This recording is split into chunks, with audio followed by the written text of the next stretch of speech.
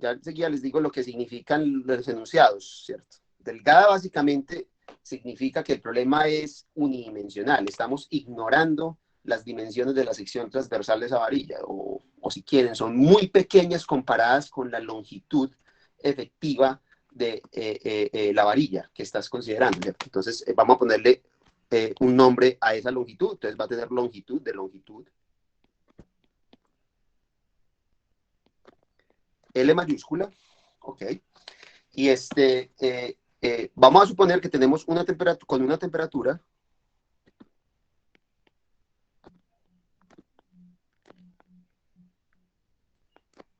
inicial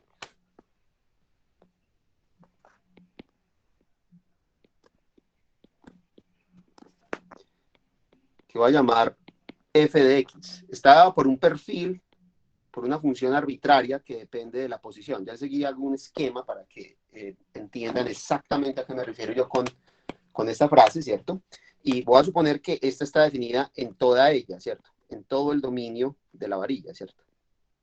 En toda la longitud, ¿cierto? Y también voy a asumir que los extremos y cuyos extremos, perdón, cuyos extremos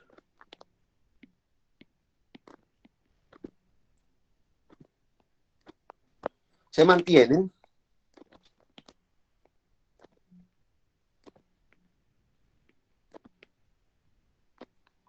a una temperatura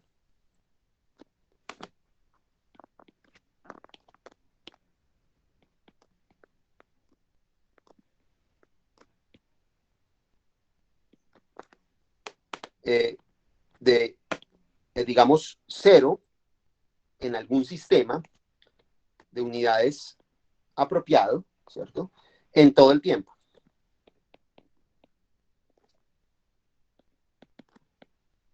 Todo tiempo. Recuerden que el tiempo en la ecuación del calor se considera como una cantidad positiva.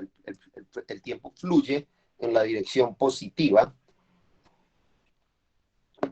de su línea coordenada. ¿Ok? Muy bien, entonces, este es el enunciado, ¿cierto? Entonces, típicamente ustedes les van a dar un enunciado de este tipo, ustedes tienen que convertir esto en un problema que se parezca a la formulación que hemos visto hasta ahora, ¿cierto? Sí, hay que traducir este enunciado en un conjunto de ecuaciones, una condición inicial y unas condiciones de frontera. Lo primero es, por supuesto, hacer un esquema, ¿cierto? Pues esto es lo que teníamos en la clase anterior sobre el núcleo del calor. Ahora estamos con problemas acotados. Entonces, este es el esquema que ustedes deben tener presente, ¿cierto? O sea, uno tiene una varilla, la varilla es delgada. El adjetivo delgado quiere decir simplemente, como les dije anteriormente, que estamos ignorando las dimensiones de esta sección transversal. No importa mucho cuál es esta sección transversal.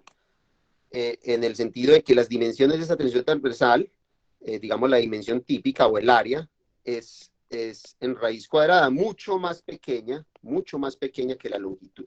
O sea, esta dimensión es muchísimo más pequeña que esta longitud y por lo tanto podemos asumir que estamos lidiando con un problema unidimensional. Lo otro es que inicialmente, en el tiempo cero, a usted le dieron un perfil para la temperatura, que es una función arbitraria. Aquí, pues digo, cualquier función arbitraria, ¿cierto? Y me están diciendo también que los extremos de la varilla se mantienen a 0, ¿cierto? En cualquier instante, no importa en qué instante, mire usted la varilla o fotografíe el estado de la varilla, usted siempre va a ver los extremos con temperatura nula. Por lo tanto, esta función no puede ser cualquier función. Observen que esto fuerza a que la función tenga que anularse también en los extremos. La función tiene que valer 0 en x igual a 0 y tiene que valer 0 en x igual a l, ¿cierto? Siempre y cuando elijamos nuestro sistema de coordenadas como el que estoy tomando acá. O sea, aquí estoy tomando el x igual a 0 y aquí estoy tomando el x igual a l. Eso está, pues, digamos, secretamente incorporado en estas condiciones. ¿Okay? ¿Alguna pregunta con el esquema de cómo esquematiza uno el enunciado? ¿Esto está claro? Pregunto. Sí, pero está claro. Entonces ahora lo que voy a hacer es convertir el esquema en un conjunto de ecuaciones. Entonces nosotros sabemos cuál es la ecuación que gobierna la evolución temporal de este fenómeno porque la dedujimos a partir de primeros principios, ¿cierto? La ecuación que gobierna la evolución de este fenómeno es la ecuación del calor, que luce así: es una ecuación que me dice a mí que la derivada temporal de la temperatura es proporcional a la segunda derivada espacial, ¿cierto? Donde la constante de proporcionalidad es la constante de difusividad. Acá el X está obligado a variar entre 0 y L porque solamente nos interesa qué está ocurriendo con la temperatura en el dominio que el cuerpo está ocupando. Recuerden que el cuerpo es simplemente una línea finita de longitud L. Y también asumimos, esto es importante siempre resaltarlo, que el tiempo es estrictamente positivo, o sea, el tiempo fluye en dirección positiva. ¿Okay? Tenemos dos condiciones de frontera, que ya las dibujé ahí, ¿cierto? O ya las esquematicé en la gráfica, ¿cierto? Una es que en el extremo X igual a 0, la temperatura es 0, y en el extremo L, la temperatura es 0, ¿cierto? Esto, pues, por supuesto, para todos los tiempos. O sea, no importa en qué instante mires tú el estado del sistema, siempre vas a ver los extremos con temperatura nula, ¿cierto? Y nos falta una condición inicial. La condición inicial es que en el tiempo inicial tenemos un perfil de temperatura que a usted le dan. Esta función es una función conocida, ¿cierto? Entonces se trata de resolver este problema. Este problema también se conoce con el nombre de problema con valor en la frontera, ¿cierto? Para que entiendan un poquito la jerga que se utiliza. Es la misma jerga que utilizábamos con los problemas de Sylvie. Y vamos a ver por qué tiene uno derecho o licencia para llamarlo así. Es porque está íntimamente está íntimamente ligado al problema de valor en la frontera que estudiamos anteriormente, ¿cierto? Ahora, estas condiciones son las que uno denomina condiciones de tipo Dirichlet. Miren que la terminología es prácticamente calcada de lo que estudiamos en el caso de problemas de Sylvie, ¿cierto? Debería decir que es más bien a la inversa. La teoría de Sylvie se formuló después de haber entendido cómo se solucionaban este tipo de ecuaciones. ¿Okay? Muy bien, entonces voy a enseñarles el método estrella que vamos a utilizar para solucionar no solamente esta ecuación, sino cualquier problema de valor en la frontera que involucre una ecuación diferencial parcial lineal. Ojo, aquí la linealidad es importante. Recuerden que esta ecuación es lineal. Se vale el principio de superposición. Nosotros vamos a decir algo sobre no linealidad cuando estudiemos la ecuación de onda. Muy bien, entonces ese método se conoce con el nombre, tiene un nombre, se llama el método de separación de variables. Ese es el método estrecha, el método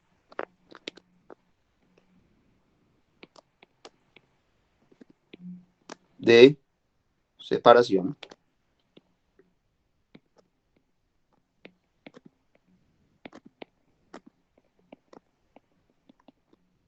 de variables. Muy bien, entonces, ¿sí? ¿Alguna pregunta? Sí, ¿me puedes repetir cuál era el sentido aquí físico de que en los extremos sea cero? O sea, Sí, no hay por- flujo de calor, estoy manteniendo acá esto aislado para que no haya flujo de temperatura e intercambio de temperatura de esta varilla con los alrededores. entonces estamos diciendo, es como si estuviéramos casi como una presión, una temperatura manométrica, pues, Pues lo que pasa es que no le estoy diciendo cómo mantengo yo la temperatura nula acá. Yo tengo que tener una fuente acá que me permita hacer eso, ¿cierto? Porque ujú, si aquí no hay nada y yo empiezo a calentar esto con una temperatura inicial, esa temperatura empieza a fluir, empieza a interactuar con los alrededores. Entonces aquí hay flujo de temperatura. ujú, ¿Te das cuenta? sí, Entonces, ok. sí, yo no estoy hablando de cuál es el mecanismo físico que permite tener la temperatura. Eso tiene que ser con una fuente externa. Tú tienes que tener algún tipo de dispositivo que te permita hacer esto, ¿cierto?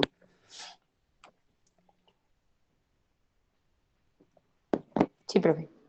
Bueno, muy bien. Entonces, ¿qué es el método de separación de variables? El método de separación de variables, como el nombre lo indica, básicamente lo que propone es encontrar una solución que tiene una forma muy específica. O sea, vamos a tratar de hallar una solución de este problema que tenga la siguiente forma. Voy a separar las variables. O sea, voy a separar las variables, quiere decir que voy a escribir la solución como el producto de una función que depende exclusivamente de X y de otra función que llamo T mayúscula que depende exclusivamente de T, ¿cierto? Esto a priori no tiene por qué funcionar, ¿cierto? La razón por la que va a funcionar el método es básicamente porque tenemos condiciones homogéneas. Ya luego les explico qué hace uno si no tiene condiciones homogéneas, eso va a ser otro de los ejemplos, ¿cierto? Entonces, supongamos que nosotros tenemos una solución putativa que tiene esta forma de producto. Veamos a dónde nos lleva esto, ¿ok? Entonces, si yo quiero que esto sea una solución, vamos a ver qué tipo de condiciones te va a hacer X y T para que esta relación se satisfaga. ¿Ok? Muy bien, entonces calculemos la derivada con respecto a T. ¿Cuál sería la derivada con respecto a T de U? ¿Qué me dice? UT. Eso es X, no depende de T, entonces queda intacto, ¿cierto? Pero T sí depende de T, entonces hay que derivar esto y esto es una derivada ordinaria. Voy a ponerla simplemente T'. Miren que estoy omitiendo los argumentos para simplificar la escritura. ¿Okay? Espero que eso no los confunda, ¿cierto? Calculemos ahora, entonces, la segunda derivada con respecto a X, que es el otro elemento que aparece en esta ecuación. ¿Qué me da eso? Entonces, como separé las variables precisamente, toda esa derivada se la puedo chutar al primer factor, ¿cierto? Y el segundo queda intacto. ¿Ok? Ahora, ¿qué es lo que yo quiero? Lo que yo quiero es reemplazar esto en la ecuación a ver qué me da. ¿Listo? Entonces yo reemplazo. Yo tengo una ecuación. Mi ecuación es U de T igual a kappa U de X. Reemplacemos lo que acabamos de obtener en cada una de estas expresiones y veamos qué pasa, ¿cierto? Entonces, el primer lado que me da, me va a dar X por T', ¿cierto? Eso me da este primer lado. X por T'. Y el otro lado me da kappa veces X prima por T. ¿Todos de acuerdo con esto? Sí. Lo que voy a hacer ahora es, miren, acá yo tengo algo que depende exclusivamente de X y algo que depende exclusivamente de T. Y aquí yo tengo algo que depende exclusivamente de X y algo que depende exclusivamente de T. Lo que voy a hacer es tratar de escribir toda la dependencia de X a un lado de la ecuación y toda la dependencia de T al otro lado de la ecuación. ¿Cómo logro eso? Pues simplemente pasemos a dividir y a multiplicar las cosas que necesitemos, ¿cierto? Entonces, eso lo puedo hacer, ¿por qué? ¿Por qué puedo pasar a dividir o a multiplicar estos factores libremente?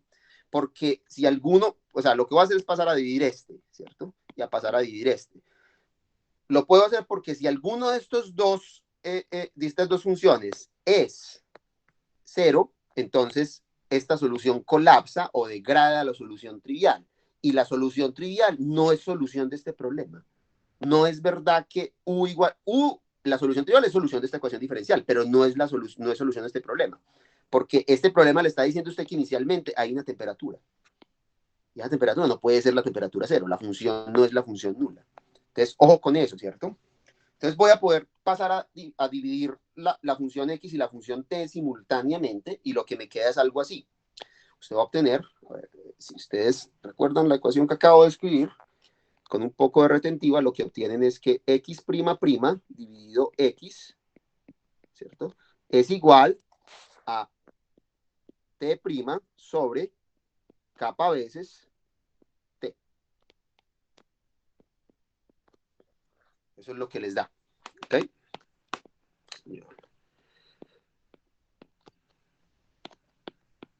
Esto es lo que les da a ustedes esa relación, ¿cierto? Simplemente pasé a dividir lo que era X y lo que era T. Y les dije ya por qué tengo derecho o licencia yo para hacer eso. Precisamente porque nosotros la solución nula no es solución al problema que estamos buscando, ¿cierto? Entonces, observen lo que usted obtuvo acá. Si ustedes le dan una mirada detenida a esta relación, lo que usted tiene es que un lado es independiente de T. Este es independiente.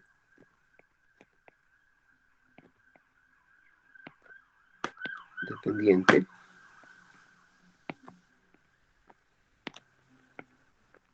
De T, porque solamente depende de X. Y el otro es análogamente independiente de quién. Voy a escribir esto mejor acá. Este es independiente de X y este es independiente de quién. Perdón, de T, y este es independiente de X. ¿Cierto? Entonces, ¿qué significa eso? Dígame alguien qué significa eso.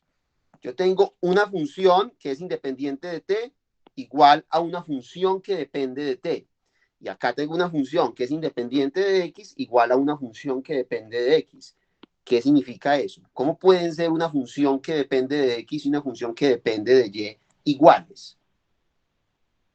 Tienen que ser constantes. No hay otra alternativa. Esto necesariamente implica que estas dos cosas efectivamente son iguales, ¿cierto? Pero no son solamente iguales entre sí, sino que tienen que ser constantes. La única manera en que eso ocurra con dos funciones de dos variables independientes es que esto sea una constante.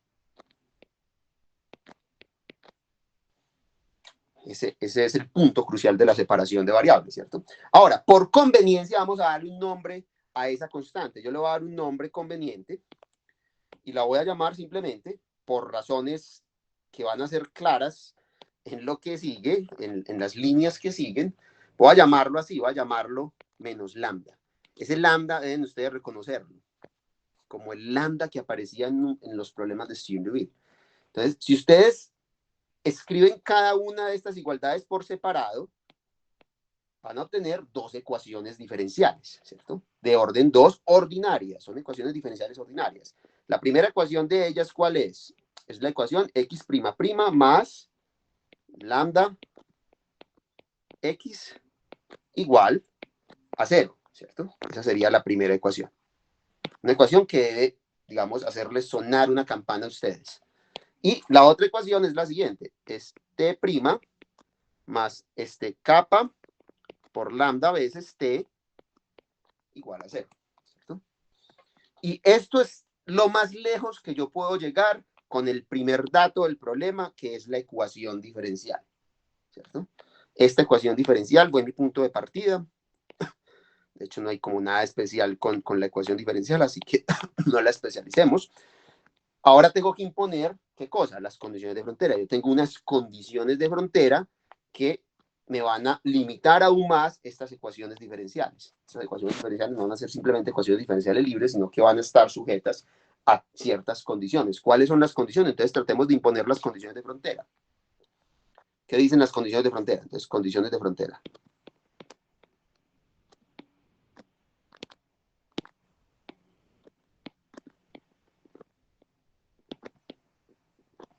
Entonces, las condiciones de frontera me dicen a mí que U en 0, T, es igual, por un lado, por la definición que di, a evaluar la función X en 0 y a T dejarlo intacto, ¿cierto? Eso por un lado. Pero por otro lado, el problema me está pidiendo a mí que esto sea, ¿qué? Idénticamente igual a ¿quién? A 0. ¿Cierto? Y lo mismo ocurre con U en L, ¿cierto? U en LT sería simplemente coger a X, evaluarla en L y a T dejarlo intacto, ¿cierto? Y el problema me está pidiendo a mí que esto sea idénticamente igual a 0. ¿Ok? ¿Qué implica esto? ¿Qué implicación tiene esto? Esto implica que ¿quién tiene que ser 0? Observen, una vez más, yo no quiero que esto sea 0 y no quiero que esto sea 0, porque si esto es 0, me mata toda la solución. Y la solución nula no es solución de este problema, es solución de la ecuación, pero no es solución del problema. Por lo tanto, la única conclusión que yo puedo sacar, dadas las condiciones del problema, es que X en 0 tiene que ser igual a 0 y X en L tiene que ser igual a 0. ¿Okay? Entonces, observen lo que yo terminé obteniendo. No solamente tengo una ecuación diferencial para X, sino que tengo dos condiciones de frontera. Es decir, esto se reduce a tener lo siguiente. Tienes una ecuación diferencial que es x' más lambda veces x igual a 0, suplementada con estas dos condiciones de frontera. ¿Cierto? Y esto debe ser algo que ustedes ya deben reconocer. ¿Qué es esto? ¿Qué es esta cosa? Esto es un problema de String-Liouville. Esto es un problema de String-Liouville o un problema de valor en la frontera. Exactamente, este es un problema de valor en la frontera, para ponerlo corto, ¿cierto? ¿Qué tipo de condiciones tiene en la terminología que utilizábamos en ese momento? Dirichlet. Estas son condiciones de tipo Dirichlet, ¿cierto? Dirichlet. Perdón. ¿Cierto? Son condiciones tipo Dirichlet. Muy bien, entonces, ¿cuáles son los autovalores? ¿Alguien lo recuerda? Esto ya lo resolvimos nosotros, no tengo que volverlo a resolver, yo ya sé resolver este problema. ¿Qué me da a mí esto? ¿Cuáles son los autovalores? N pi sobre L a la 2. Los autovalores son unos números que están parametrizados por enteros, ¿cierto? Esos enteros empiezan en 1, ¿cierto? Tenemos n pi L al cuadrado, ¿cierto? Esto es lo que da eso. Si quieres, escribámoslo así, n al cuadrado por pi al cuadrado dividido L al cuadrado. Recuerden que aquí 1 va a comenzar en 1, ¿cierto? Porque el 0 no me da una solución no trivial. ¿Ok? Muy bien. ¿Y cuáles son las autofunciones? ¿Alguien la recuerda?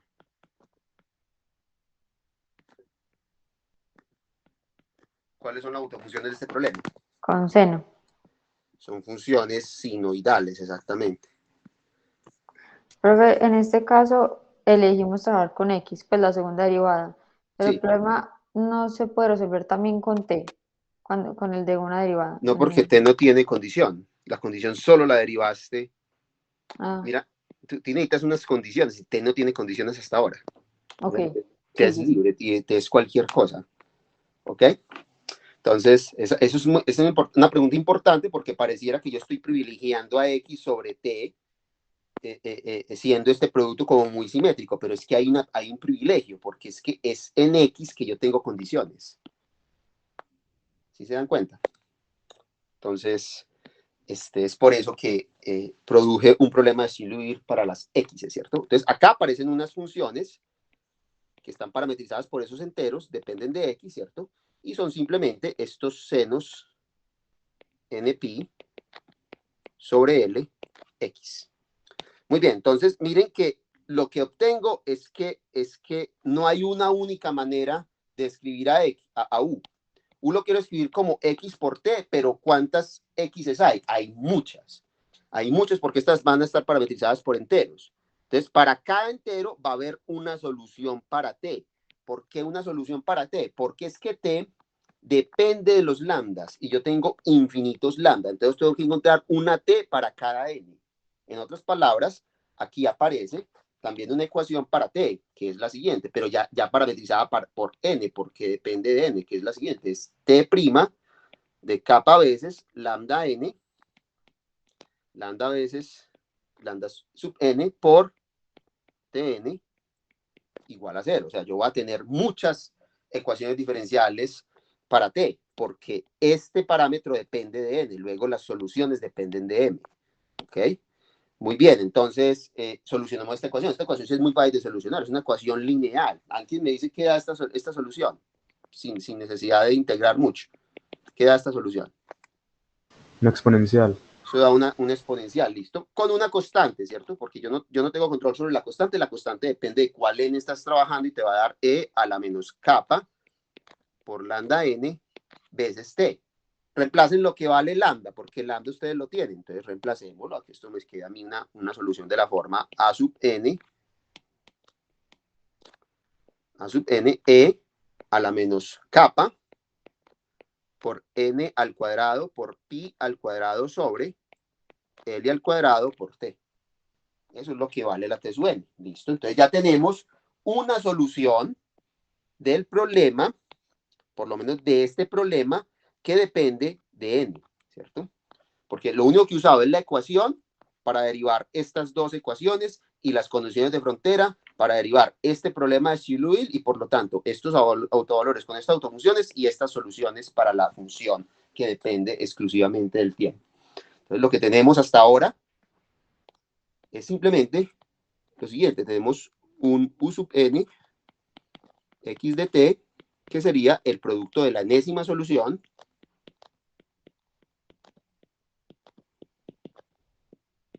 de x, la enésima solución de t, y escribiendo todo lo que obtuvimos, eso nos da algo así, ¿cierto? Nos da una sub n, la exponencial de menos kappa, n al cuadrado por pi al cuadrado dividido L al cuadrado por t, por lo que vale xn, que es seno de n pi sobre Lx. ¿Todo está claro hasta acá? Sí, profe. Sí.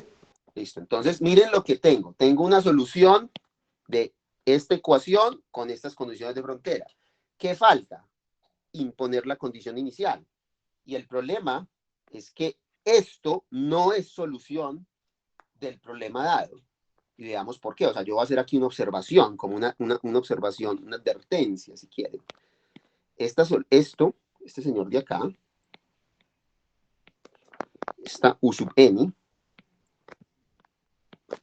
de xt, perdón, de xt, no es una solución, no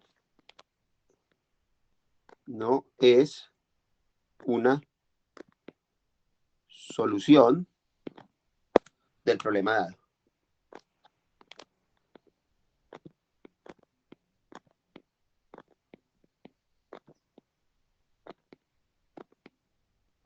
¿Por qué? ¿Por qué no es una solución? Miremos cuánto vale, pues, ¿qué queremos que sea? Queremos que satisfaga la condición inicial, o sea, que cuando yo pongo t igual 0, eso me dé ¿quién? Me dé f de x, ¿cierto? Y eso por un lado, pero por otro lado, esto es idénticamente igual a ¿quién? Según la expresión que yo acabo de hallar. Es simplemente hacer t igual 0 en esta expresión, o sea, se va este factor. Esto me queda igual a n veces el seno de n pi l x. Y esta identidad no tiene por qué ser cierta. Yo empecé con una función arbitraria. Es cualquier función, ¿cierto? Y acá me está diciendo que eso tiene que ser igual a esto. Y eso pues no puede ser. Esto simplemente es contradictorio. Esto no puede ser. Entonces, ¿cuál es la solución? ¿Cuál es la solución? ¿Alguien me puede decir? O sea, ¿cómo soluciono yo este problema? Ya tengo el problema casi solucionado, excepto que no puedo hacerlo satisfacer la condición inicial. Pero, profe, ahí tú tienes AN, o sea, te falta, pues es AN para muchos Ns, entonces eso no es como serie de potencias, pues sumas. Exacto, o sea, aquí encontraste una solución para un n, pero si yo tengo una solución para un n, tengo una solución más grande, que es, considere la combinación lineal de todas ellas, porque recuerden que la ecuación es lineal, aquí es donde la linealidad importa, y podemos usar el principio de superposición. Ese es el dato que soluciona el problema. O sea, nosotros tenemos un principio de superposición que yo destaqué en su momento, ¿cierto? Un principio.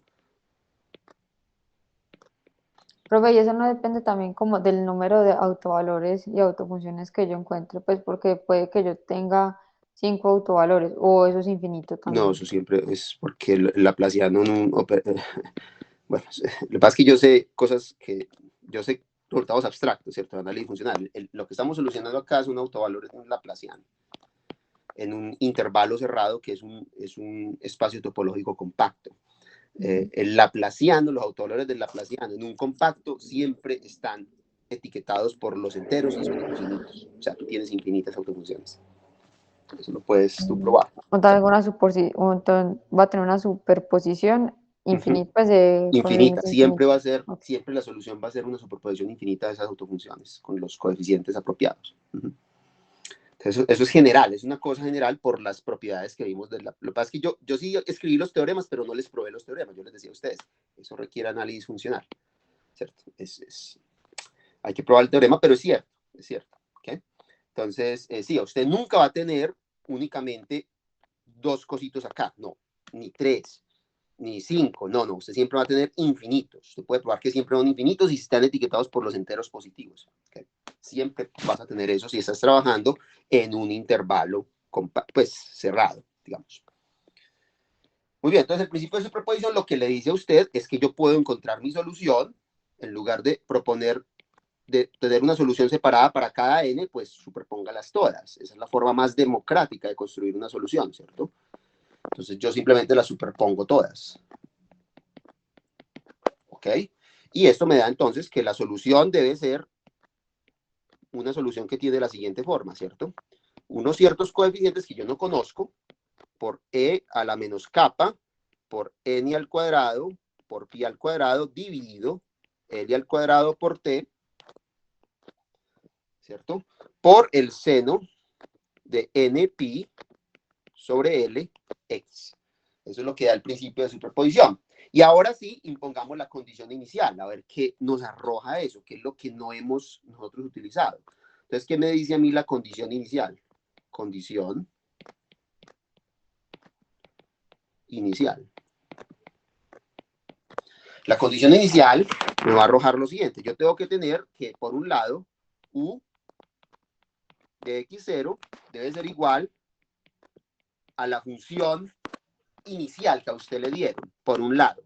Pero por otro lado, debe ser igual al resultado de reemplazar t igual 0 en esta expresión. Si yo reemplazo t igual 0, se va este factor, simplemente esto se va a 1. Lo demás queda intacto. Entonces me queda lo siguiente, me queda una suma desde n igual 1 hasta infinito de a sub n por el seno de n pi sobre l x, ¿cierto? Y esto es algo que ustedes deben poder reconocer. ¿Será posible escribir esta función como una combinación lineal infinita de senos con ciertos coeficientes? Nosotros ya sabemos la respuesta a esa pregunta. La respuesta es sí, y tenemos una fórmula para calcular los coeficientes. ¿Cuáles son esos coeficientes? ¿Alguien recuerda la fórmula? Esto es la proyección de f con respecto en la dirección de la función, de la enésima función, ¿cierto? Dividido la norma, ¿cierto? Del seno. Con respecto al problema de Steve-Levy. Recuerden que todo este producto interior está definido por el problema de Steve-Levy, ¿cierto? Y esto se puede calcular, si ustedes hacen la cuenta, eso les da 2L. Si miran los elementos del problema de Steve-Levy, el peso es 1, ¿cierto? Entonces les queda simplemente una integral entre 0 y L de f de x por el seno de n pi sobre L x de x. Eso es lo que da, ¿ok? Y con esto tenemos la solución final. Entonces, ¿cuál es la solución de este problema? Ustedes pueden hacer experimentos y verificar que esta solución es correcta, aunque tienen que aplicar métodos que les voy a enseñar posteriormente. Para calcular la suma, tienen que acelerar la convergencia, porque estas series convergen, pero muy lentamente. ¿Qué quiere decir muy lentamente? Que para obtener una respuesta con, digamos, 6 cifras decimales, usted tiene que sumar 300.000 términos, una cosa así. Y eso no es una cosa muy eficiente. Yo no quiero sumar 300.000 términos. Yo quiero un método que me permita a mí hallar la respuesta con pocos términos, con bastante certeza, o sea, con bastantes decimales, ¿cierto? Luego les enseño, pues, eso es parte del contenido de la última parte del curso, donde les voy a enseñar a calcular, a sumar series. Les voy a enseñar no solamente a sumar series divergentes, sino a acelerar la convergencia de series que ya son convergentes. Para que aprendan de una vez por todas que sumar es la cosa más estúpida que uno puede hacer cuando tiene una serie. Nunca sumen, ¿okay?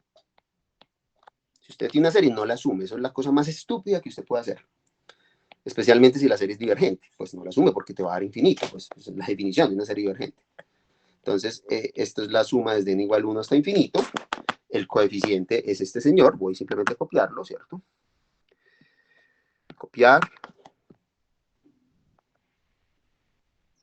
Este es el coeficiente, ¿cierto? Y eso multiplica a estos factores.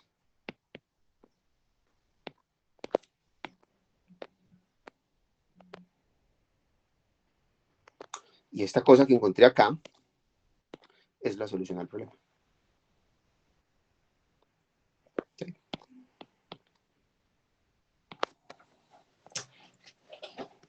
¿Alguna pregunta?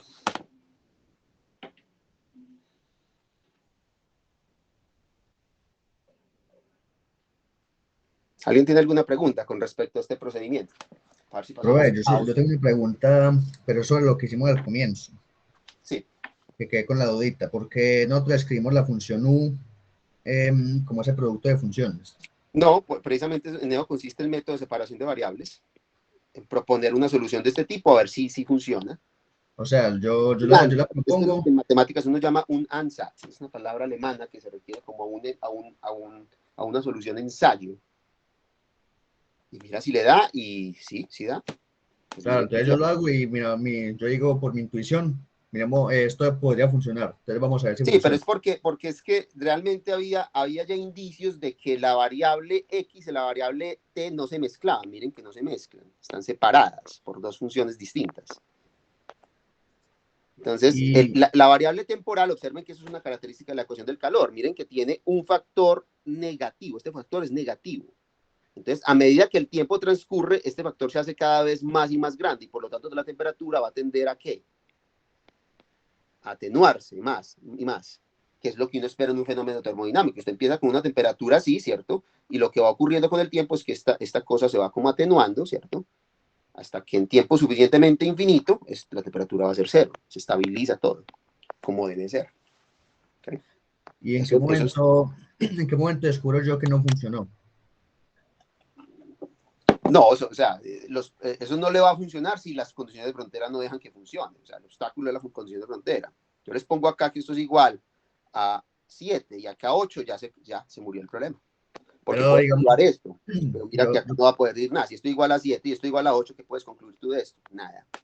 yo podría llegar a una función que es una pseudo respuesta, pero que no realmente no funciona. No, pues una solución es que la solución de la ecuación no es lo que literalmente la solución de este problema. Ah, ok. Entonces, lo que yo sé que va a hacer lo que yo sé a priori que va a hacer que este ANSAT funcione son las condiciones de frontera. Las condiciones de frontera deben ser homogéneas o deben estar bajo control, como les voy a explicar enseguida. ¿Okay? Ok, listo, profe. Gracias. Listo. Bueno, muchachos, ¿alguna otra pregunta con respecto a esto? Porque si no hay preguntas, yo voy a... Profe, yo tengo dos preguntas. ¿Sí? Hay una parte donde igualaste, pues después de haber hecho eso de la separación, igualaste que los dos términos, uno que solo dependía de la función X y otro que solo dependía de la función T, eran constantes. Sí, ajá. No terminé de entender por qué se igualaba constante. Pues, Bueno, esto ¿cuál es es la una explicación? función que depende solo de X. Es una función que depende solo de T. ¿Cómo puede ser una función de X una función de T? Ya, claro, profe. Listo. La única manera es que sean constantes. Ambas. ¿Okay? Sí, ahí sí se ve súper claro. Y mi otra pregunta era, al final, todo me queda en función de una f de x. Esa f de x yo la Es dada. conozco desde Yo con le la doy a ustedes condición eso cualquiera. inicial. Ya lo solucioné todos los. No me pidan. O sea, ya ustedes miran los problemas del libro y le ponen FX acá. Por ejemplo, esta. Una Sí. recta así. Listo. Ya la hicieron. ¿Qué otra cosa? Una parábola. Pues Y tiene que ser eso algo se igual a la determina función de frontera. Cualquier experimentalmente. función. Cualquier cosa que yo le ponga acá, simplemente reemplaza acá, calcula este coeficiente y esa es la respuesta. Eso no cambia. ¿Y físicamente esa función se determina experimentalmente o cómo se saca? Sí, claro, usted sabe cuál es la temperatura. Usted tiene siempre, cuando usted está, esto es una característica esencial de los fenómenos físicos y de ingeniería. Usted tiene bajo control las condiciones iniciales del problema. Ya. Usted tiene que tener, usted hace un experimento y usted midió estas temperaturas, punto a punto, digamos, y le dio esta función. ¿Cierto? Si es un problema de evolución, usted tiene bajo control esta condición inicial. Listo, profe. Muchas Este gracias. es el estado inicial del problema, usted lo conoce. Usted de antemano, este dato usted lo tiene, pues, o lo tiene que calcular, lo tiene que determinar experimentalmente, pero a usted le dan esto, eso es un dado. Entonces, lo que se está comprometiendo a hacer este método es, dado que usted ya determinó esto, que se determina con experimentos, digamos, yo le digo cuál es la temperatura en cualquier instante de tiempo. Y la respuesta es, esta es la temperatura en cualquier instante de tiempo. Y no puede hacer el experimento y deja fluir el problema y esto da una respuesta muy acertada, digamos, con unas 12 cifras decimales, si sabes cómo sumar esto. ¿Okay? Si sabes cómo acelerar la sumación, digamos. ¿Okay? ¿Alguna otra pregunta? Pero muchas gracias. ¿Alguna otra pregunta?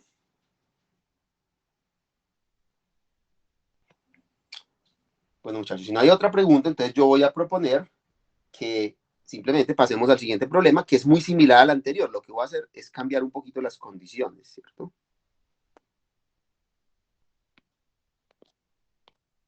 Entonces,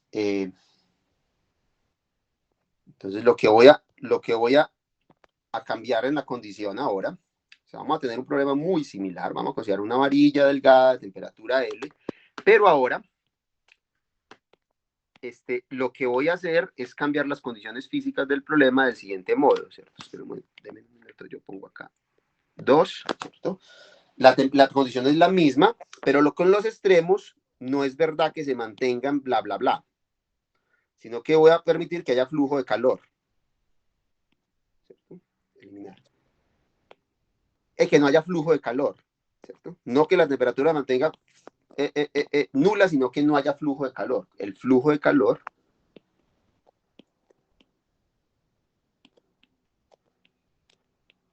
recuerden que hay una diferencia entre el flujo de calor. Cuando yo deduje la ecuación del calor, teníamos dos variables, dos cantidades físicas. Una era la temperatura y la otra era el flujo del calor. Y estaban ligadas mediante una ley empírica o experimental que llamábamos la ley de Fourier, si ustedes recuerdan. Entonces voy a suponer ahora que el flujo del calor es cero. Perdón. Es cero en todo tiempo.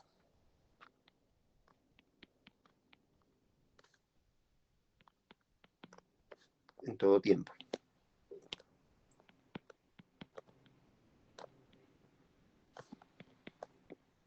Entonces ya el problema es muy distinto, ¿cierto? Porque, ¿qué es el flujo de calor? ¿Qué decía la ley de Fourier? ¿Cómo se determina el flujo del calor en términos de temperatura? ¿Qué era el flujo del calor?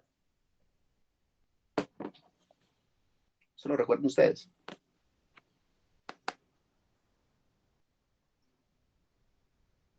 El flujo del calor era la dirección hacia la cual está fluyendo el calor. ¿Recuerdan? Era ese vectorcito.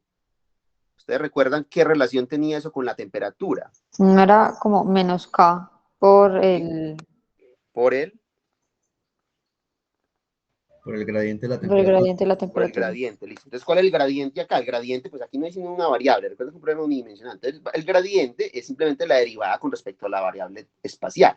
Entonces, en este caso, el problema cambia esquemáticamente al siguiente. Este es el problema.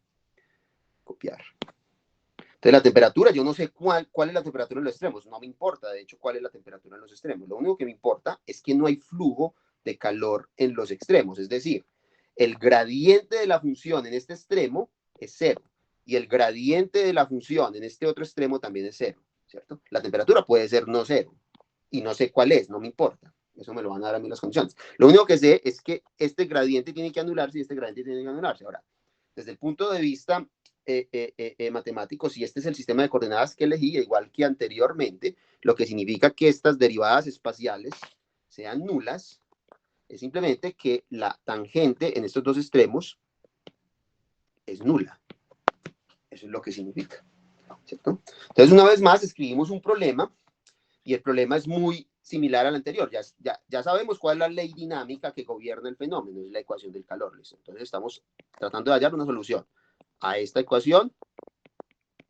Pero lo que cambiaron, ¿cierto? Acá pues tenemos a X definida en todo el intervalo y T mayor que 0, pero lo que cambiaron fueron las condiciones de frontera. La condición de frontera ahora es que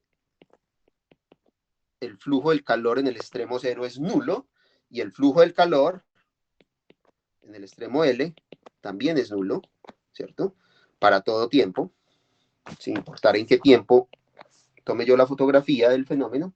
Y, por supuesto, me dan también un perfil inicial de temperatura. ¿Ok? Acá la diferencia con el anterior es que acá la función f también está forzada a satisfacer una condición inicial. Esa función no puede ser cualquier cosa. Esa función necesariamente tiene que ser una función que satisfaga las condiciones. Es decir, esta función tiene que tener pendiente nula acá y pendiente nula acá. ¿Okay? No valor nulo no necesariamente. Puede que tenga valor nulo, pero lo importante es la pendiente. La pendiente tiene que ser nula, porque es el flujo del calor lo que queremos que se anule, ¿cierto?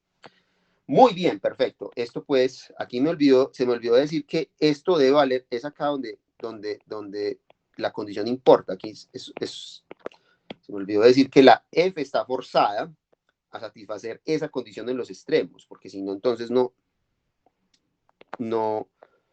es consistente el problema. O sea, tú tienes que pedirle aquí, en este caso, la función que se anule en los extremos, y acá hay que pedirle a la función que tenga derivadas nulas en los extremos. ¿Ok? Estas son condiciones que van a tener un nombre. El nombre va a estar derivado de lo que ustedes ya conocen en el contexto del problema de String-Liouville. Estas son condiciones de tipo Neumann.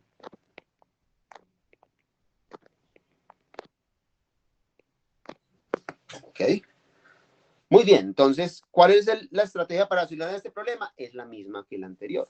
Usted aplica el método de separación de variables. Exactamente lo mismo. Usted va a tener, miren que el problema entonces es idéntico al anterior hasta cierto punto, ¿cierto? Porque usted va a tener su solución putativa que escribe como el producto de dos funciones. Y eso lo va a llevar a una ecuación diferencial, perdón, a un cociente entre la segunda derivada de x consigo mismo, con x, la derivada de t entre kt, y eso tiene que ser una constante que por conveniencia llamamos menos lambda, ¿cierto? O sea, que vamos a obtener exactamente las mismas dos ecuaciones diferenciales que teníamos anteriormente.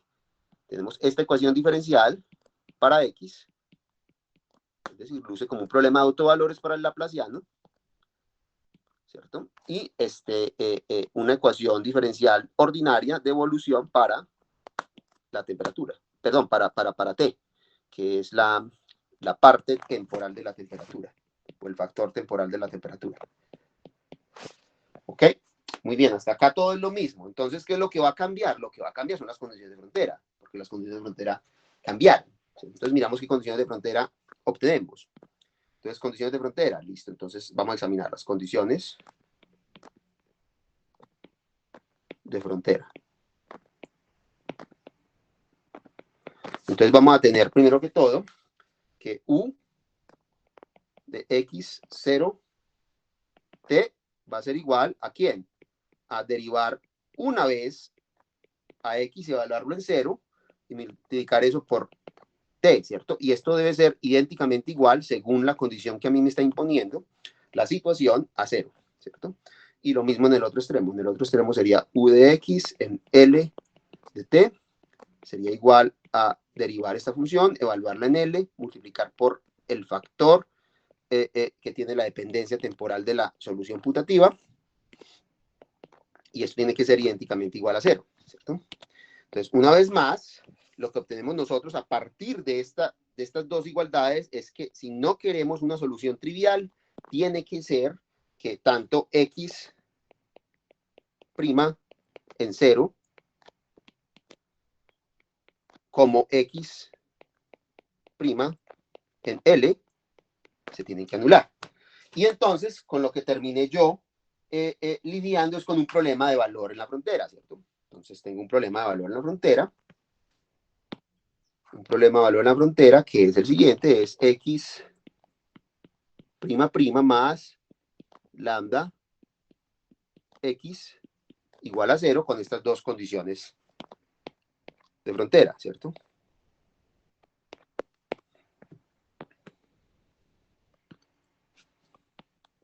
Este sería mi nuevo problema de valor en la frontera. ¿Ok? Y acá estamos hablando entonces de qué tipo de condiciones, según la terminología que utilizamos cuando estamos estudiando esos problemas de String-Liouville. Estos son condiciones de tipo Neumann, ¿cierto? Estas son condiciones de tipo Neumann, ¿cierto? Entonces, una vez más, tiene unos autovalores y tiene unas autofunciones. Voy simplemente a copiar esto, ¿cierto? Porque es exactamente lo mismo, con una pequeña diferencia. Ya voy a decir cuál es la pequeña diferencia, ¿cierto? Entonces, ¿cuáles son los autovalores? ¿Alguien me recuerda?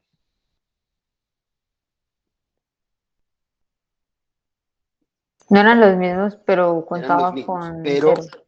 Empezaban en 0, exactamente. Esa es la diferencia. Empezaban en 0. Simplemente porque es que las autofunciones no son sinoidales, que se anulan, no se anulan trivialmente en n igual 0, sino que eran senoidales. cosinoidales, exactamente. Esa es la diferencia esencial entre estos dos problemas, ¿cierto? Entonces ya tenemos nuestra solución, ¿cierto? Entonces, una vez más, vamos a tener entonces una ecuación para t, y la ecuación para t va a ser simplemente lo mismo. Miren que la ecuación para t es exactamente la misma ecuación que teníamos que resolver acá, o sea que esto va a ser idéntico. Ya que tenemos que todos los lambdas están parametrizados por n, entonces tenemos que las soluciones t están también parametrizadas por n y están dadas por la misma expresión que ahorita. ¿Ok? ¿Y cuánto vale entonces nuestra solución en n? Nuestra solución en n vale exactamente lo mismo. Esto va a ser lo mismo. Una vez más, solo hay que cambiar el seno por el coseno. ¿Cierto? Esto simplemente cambia que el seno por un coseno.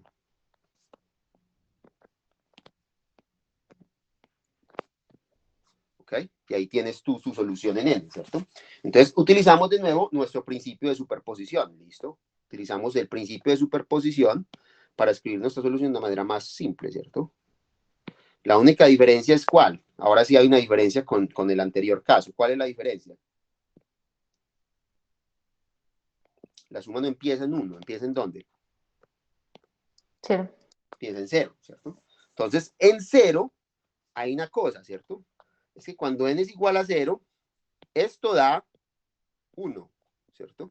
Y esto da 1. O sea que queda simplemente a sub 0. O sea que lo que te queda es un a sub 0 más un montón de cosas, ¿cierto? Ese montón de cosas son una suma desde n igual 1 hasta infinito de a sub n por e a la menos capa n al cuadrado pi al cuadrado sobre l al cuadrado por t por el coseno de n pi sobre l x. Eso es lo que vale la solución. ¿Qué nos falta imponer? Nos falta imponer la condición inicial para poder hallar los coeficientes. Entonces la imponemos exactamente como hicimos acá. Nos queda una cosa muy similar.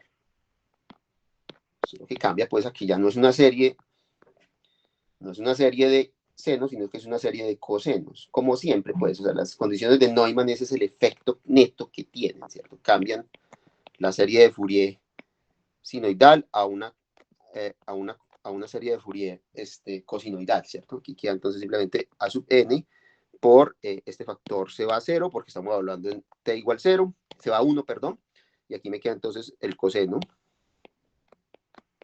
de n pi sobre l x, ¿cierto? Y nosotros sabemos hallar esta solución de este problema. ¿Cuánto vale la sub 0?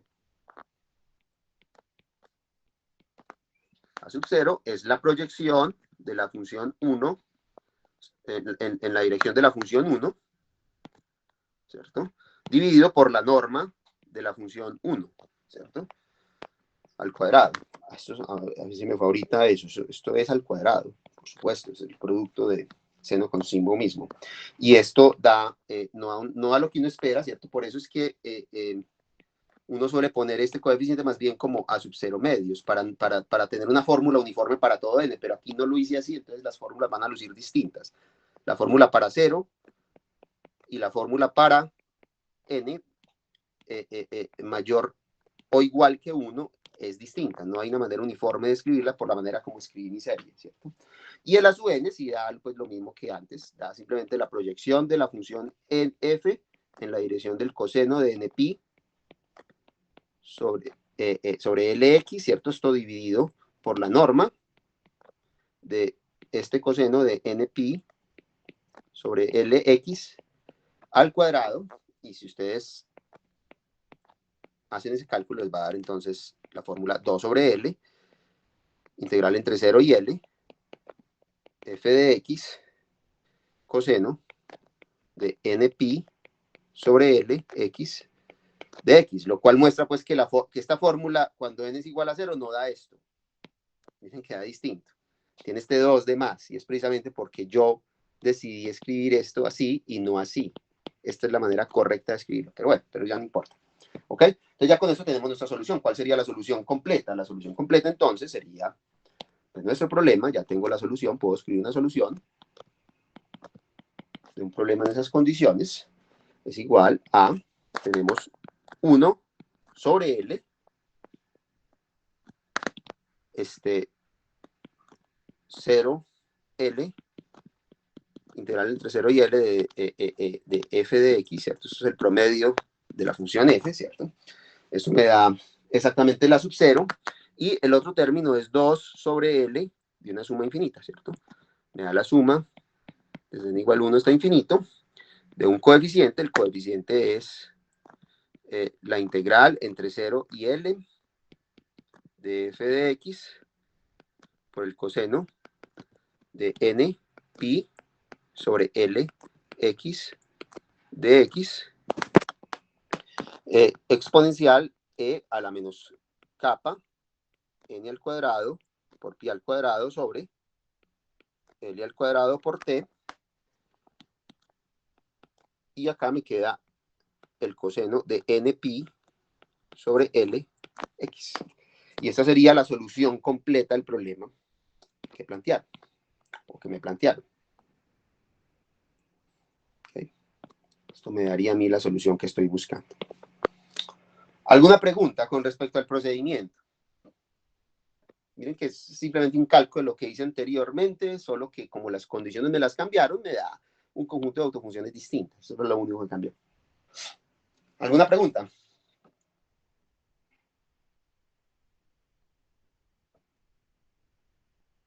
No, profe. Bueno, si no hay pregunta, entonces voy a tratar de resolver un tercer problema donde sí voy a introducir una dificultad adicional. Esa dificultad adicional consiste en trabajar con condiciones de frontera que no necesariamente son nulas. ¿Okay? Entonces, voy a copiar el enunciado. Simplemente.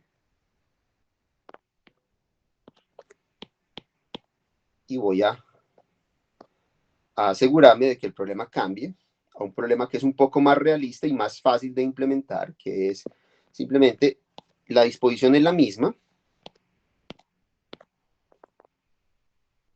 ¿cierto? Pero los extremos no se mantienen a una temperatura cero, no, sino que se mantienen a temperaturas constantes. Yo no puedo garantizar que sea cero, sino que en un extremo me da una cierta constante y en el otro extremo otra cierta constante. Esto es más general que el anterior, ¿cierto? Se mantienen a temperaturas. Profe, y ese no es casi lo mismo que este anterior que acabamos de hacer, porque es que en el otro, si queremos que la pendiente sea cero en los extremos, significa que tenga que mantenerse constante. No, eso no es verdad, porque esta solución empieza a variar acá. Esta temperatura empieza a variar, esto aquí varía. Lo único que estoy pidiendo es que la pendiente sea cero. Entonces, en tiempo t igual 1 puede ser esta la solución, digamos. En tiempo t igual 2 puede ser esta. Nuestra temperatura acá varía, y eso lo puedes ver de la función.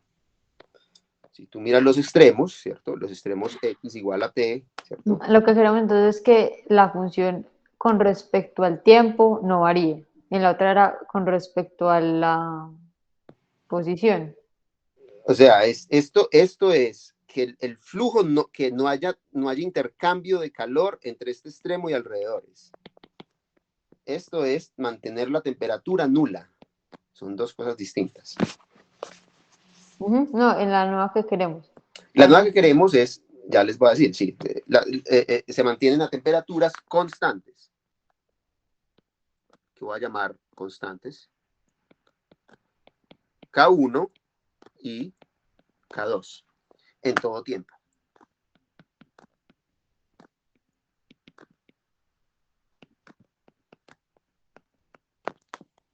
Este es el problema que quiero resolver.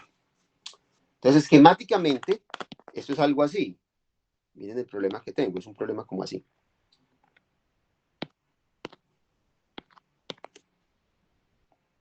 A mí me dan una temperatura inicial, ¿cierto? Una vez más, pero esa temperatura inicial tiene que ser tal que satisfaga la siguiente condición. La función tiene que ser tal que cuando yo la evalúe en 0 me dé K1 y cuando yo la evalúe en L me dé K2. Y la temperatura que estoy buscando es una cosa que tiene que tener esas temperaturas fijas. O sea, esas temperaturas tienen que tener estas cosas fijas, no se pueden mover de ahí. ¿Sí me entienden? El caso que ya resolvimos es cuando esto es igual a 0 y cuando esto es igual a 0. Está clara la diferencia que hay entre los dos problemas, las dos situaciones físicas. Profe, y cuando en los extremos el cambio con respecto al tiempo es 0, también son fijas, ¿no? El cambio con respecto al tiempo, ¿cómo que el cambio con respecto La al tiempo? derivada parcial con respecto al tiempo, que es el cambio, o sea, en el tiempo no cambiaría la temperatura. Ah, bueno, si tú quieres verlo así, o sea, esto, cuando uno evalúa, da una función del tiempo, entonces sí, da exactamente el cambio con respecto al tiempo, sí, está bien. Sí, pero eso no, pues decir el cambio con respecto al tiempo en los extremos no es algo, porque el tiempo se utiliza como condición inicial y no me interesa a mí qué está ocurriendo en los extremos con el tiempo. Sino que, digamos, por eso parecen como muy similares. Sí, pero va a fallar el método. Este problema es más difícil que el anterior. O sea, sí, yo creo que estoy de acuerdo, que uno a priori estaría tentado a decir que son muy similares. Y vamos a plantear el problema. ¿Cuál es el problema? El problema es muy idéntico a este, que voy a copiarlo acá. Perdón, al primero. Voy a copiarlo tal cual, pero ¿qué es lo que va a cambiar?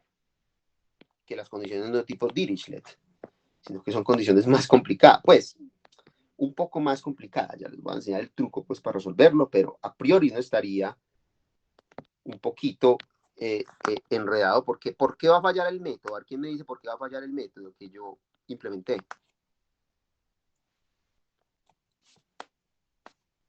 La separación Por de lo de variables los, les va a fallar. ¿Por qué les va a fallar? pues eso no termina como un problema de Stulavi, no, pues no. Exactamente, no hay manera. O sea, cuando esto, o sea, ustedes miran este procedimiento y todo hasta acá está bien.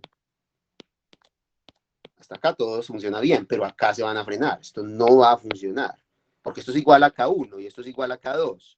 ¿Puede concluir usted algo sobre esto? Nada. Se está diciendo que esto por esto es igual a K1. Nada, no, eso es eso. Esto por esto igual a K1, pero se no puede concluir que esto es igual a K1. Si se dan cuenta de la dificultad. Entonces, este método no va a funcionar. Las condiciones de frontera no homogéneas implican que no podemos resolver el problema por separación de variables. Entonces, esa es la primera observación que voy a hacer, crucial, ¿cierto?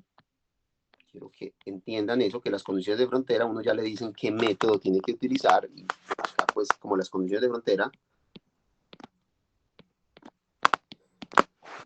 condiciones de frontera no homogéneas,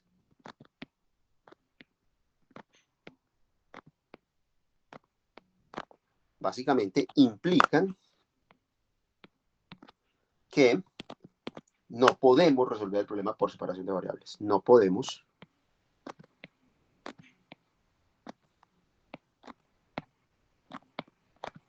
resolver el problema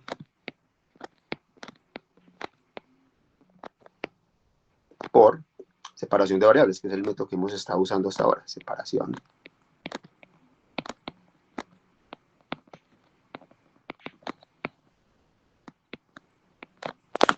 Muy bien, perfecto, hasta aquí todo está muy bien. Entonces, ¿qué se hace? ¿Cuál es el punto?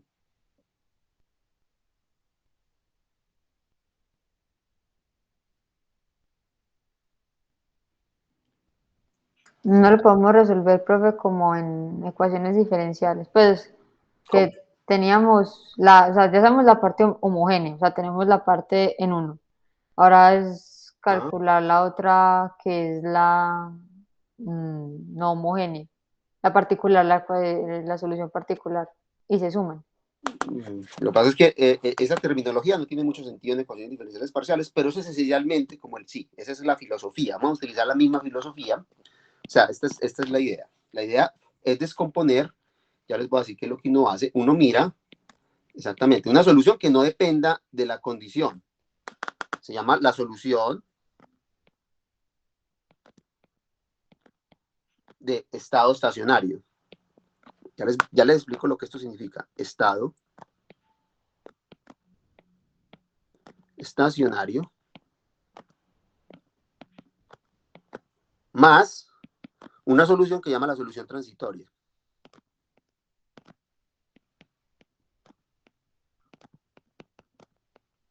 Ahora, esto no significa, pues esto no es nada hasta que yo no les diga qué significa cada cosa, ¿cierto?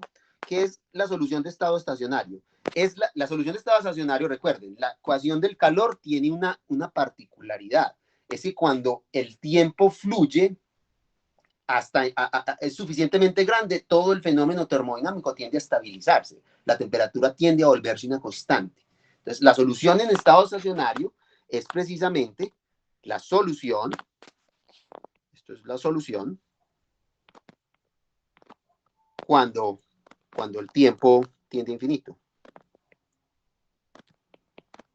Digamos, cuando el tiempo es infinito.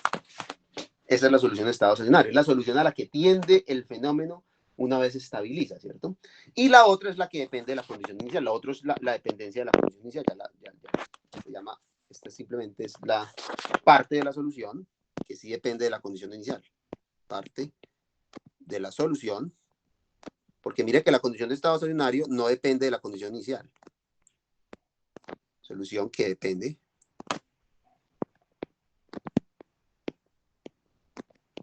de la condición, perdón,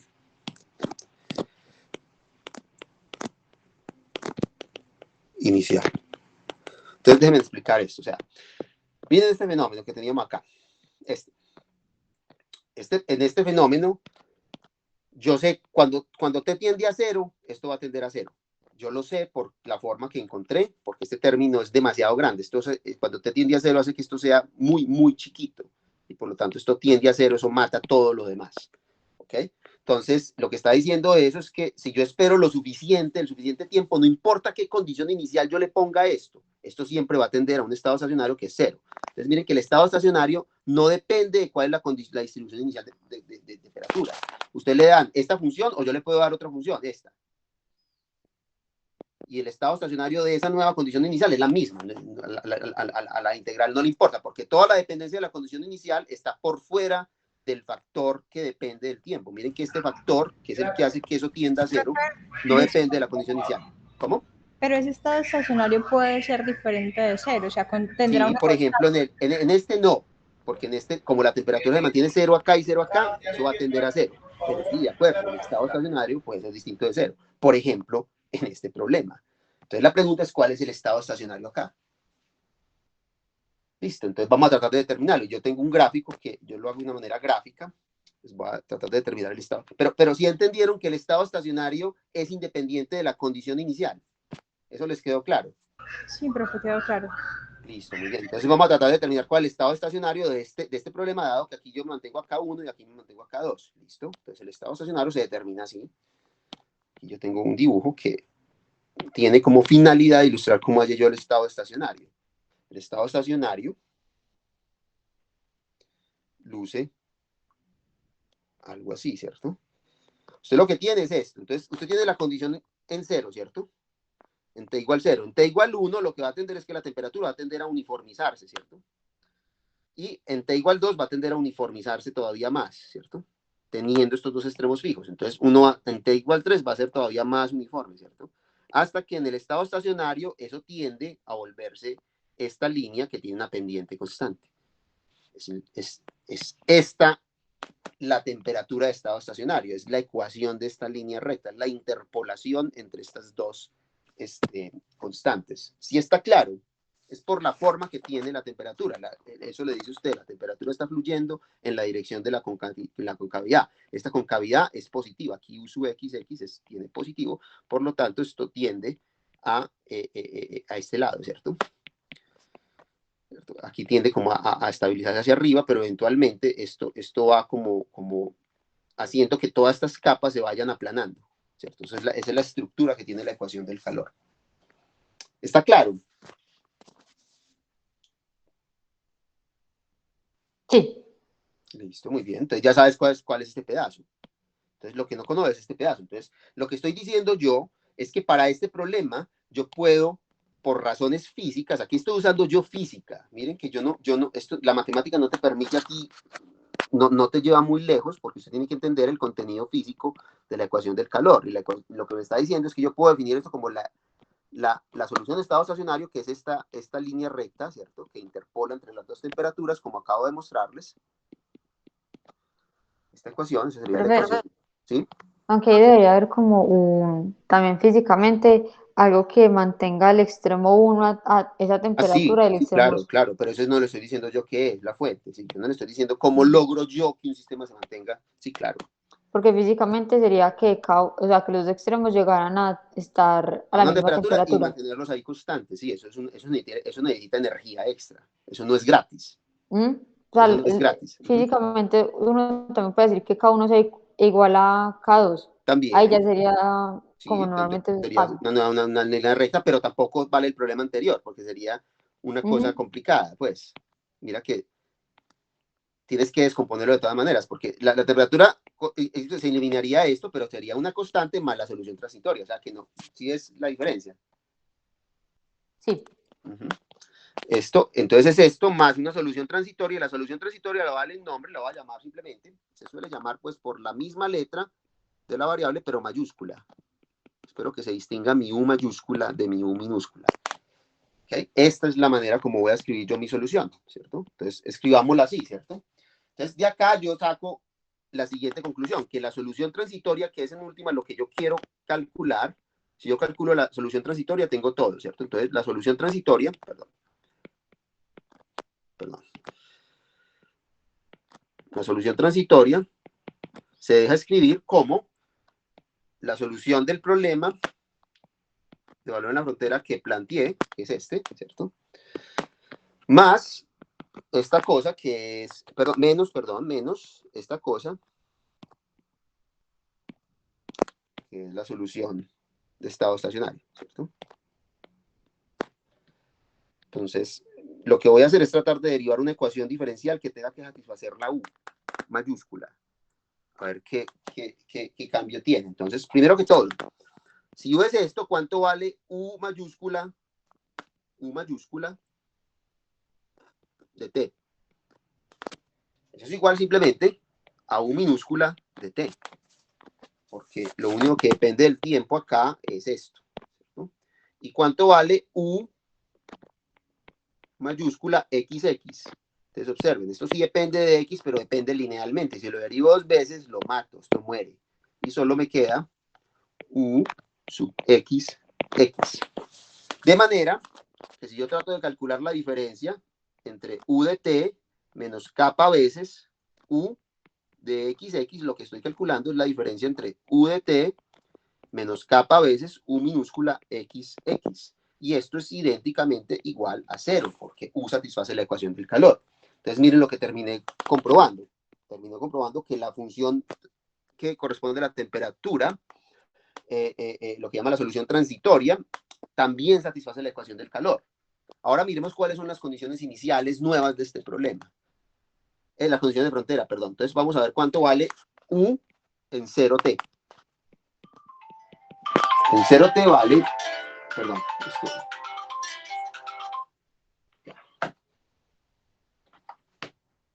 en 0T vale cuánto, vale, vale U en 0T menos K1 más 0 sobre L por K2 menos K1, ¿cierto? Y esto es igual a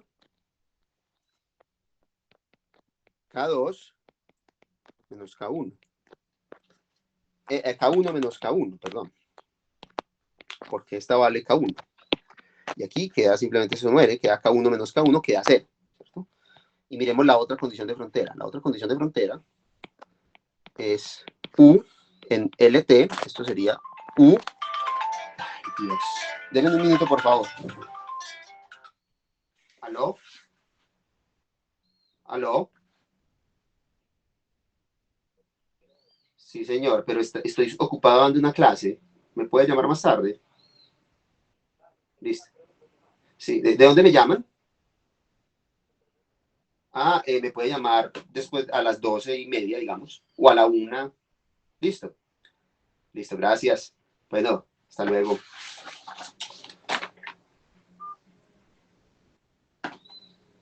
Listo, muchachos. Entonces tenemos Profe, ¿te puedo hacer ¿sí? una pregunta? Es que no me Sí. quedó claro por qué es K1 menos K1. porque esto vale K1, ¿no? Ah, sí, sí, sí, sí, sí. Vale K1, ¿no? Ahora, esto sería más L sobre L, ¿cierto? Veces K2 menos K1, ¿cierto? Entonces, ahora esta vale K2, ¿cierto? Y la otra, mire lo que da. Esta daría 1, entonces quedaría K1 más K2 menos K1, se cancelan los K1 y me queda simplemente K2 menos K2, que también es igual a 0. ¿Están de acuerdo con eso? Sí, profe. Y finalmente tenemos que tener una condición inicial. Entonces, ¿cuál es la condición inicial? La condición inicial es, entonces, vamos a ver cuál es. Tiene que ser la condición inicial del primer problema menos lo que teníamos antes, que era menos K1 más X sobre L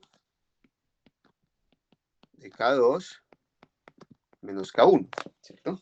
Y esto me da a mí simplemente f de X menos este señor.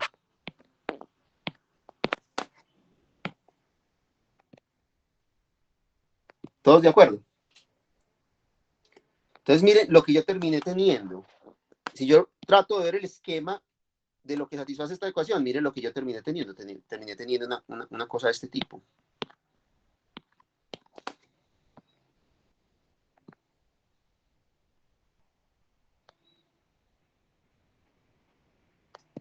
Esta función, esta solución transitoria satisface la siguiente condición. Es una temperatura que tiene una condición inicial, que es cualquier cosa, esta cosa, ¿cierto? Y tiene extremos ceros, ¿cierto? O sea, yo tengo un problema asociado a esta función, U mayúscula, que es lo que llamamos la temperatura, la solución transitoria, que es la siguiente. El problema que tengo que resolver ahora es simplemente U de T, ¿sí? Esa gráfica ahí, ¿por qué pusiste que... Ah, ese es U mayúscula. Esto es U mayúscula, sí, qué pena. Esto Y es un U mayúscula. ahí esa, lo que me genera duda es, listo, ya hemos llegado a esa solución en particular, pero esa U mayúscula de, ¿por qué estamos sumándolo? O sea, yo entendí la parte de la gráfica cuando ponías los diferentes tiempos, 0, 1, 2, hasta infinito, que llegamos a esa parametrización de la línea recta, pero Sí. ¿por qué le sumaste U mayúscula? ¿A dónde le sumé U mayúscula? En la pasada. Acá. En la gráfica, sí, ahí, ese, ¿por qué le sumaste ese? Ah, no, ese es el nombre que le di a esto. Yo estoy diciendo que esto se descompone en dos soluciones. Una que yo tengo control es simplemente la solución de estado estacionario. Y la otra le voy a dar un nombre, le voy a llamar U. Entonces lo que Ok. acabo de encontrar es esta U, ¿qué ecuación tiene que resolver? Entonces resulta que resuelve la ecuación del calor con condiciones nulas de Dirichlet y con una condición inicial modificada. Es decir, este satisface este problema, satisface un problema que es de la forma, esa U satisface el siguiente problema, es U de T igual a U de XX, y esto para todo X en el intervalo y para todo tiempo positivo. Satisface que U en 0 T es igual a 0 y que U en L T también es igual a 0 para todo tiempo. Y satisface la condición inicial que dice que esto en X0 es igual a esta cosa. Esto que hay yo acá. Voy simplemente a copiarlo. Es igual a esto. Si quieren darle nombre a eso, yo voy a llamar a eso, digamos, esto pues para todo X en el intervalo entre 0 y L, ¿cierto? Démosle un nombre a esto. Yo le voy a dar el nombre siguiente. Lo voy a llamar, digamos, a todo esto lo voy a llamar F bar.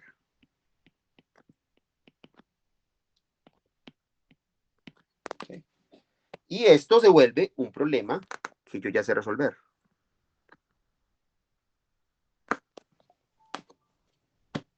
Este problema yo lo sé resolver. De hecho, ya lo resolví. ¿Qué me da la solución? La solución la puedo copiar, ¿cierto? Tal cual. Sería solución xt igual a 2 sobre L de la suma desde n igual 1 hasta infinito, de un coeficiente, el coeficiente es simplemente la integral entre 0 y L de la condición inicial, que es esta f barra, ¿cierto?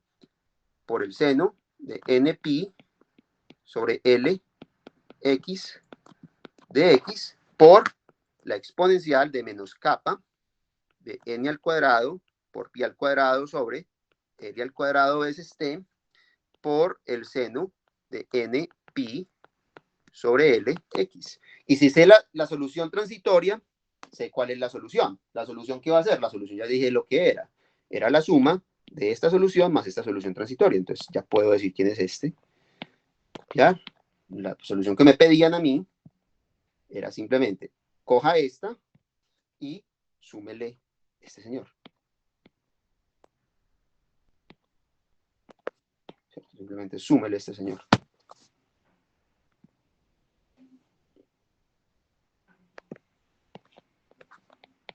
Y esta es la solución que me piden a mí hallar, ¿cierto? Esta es la solución.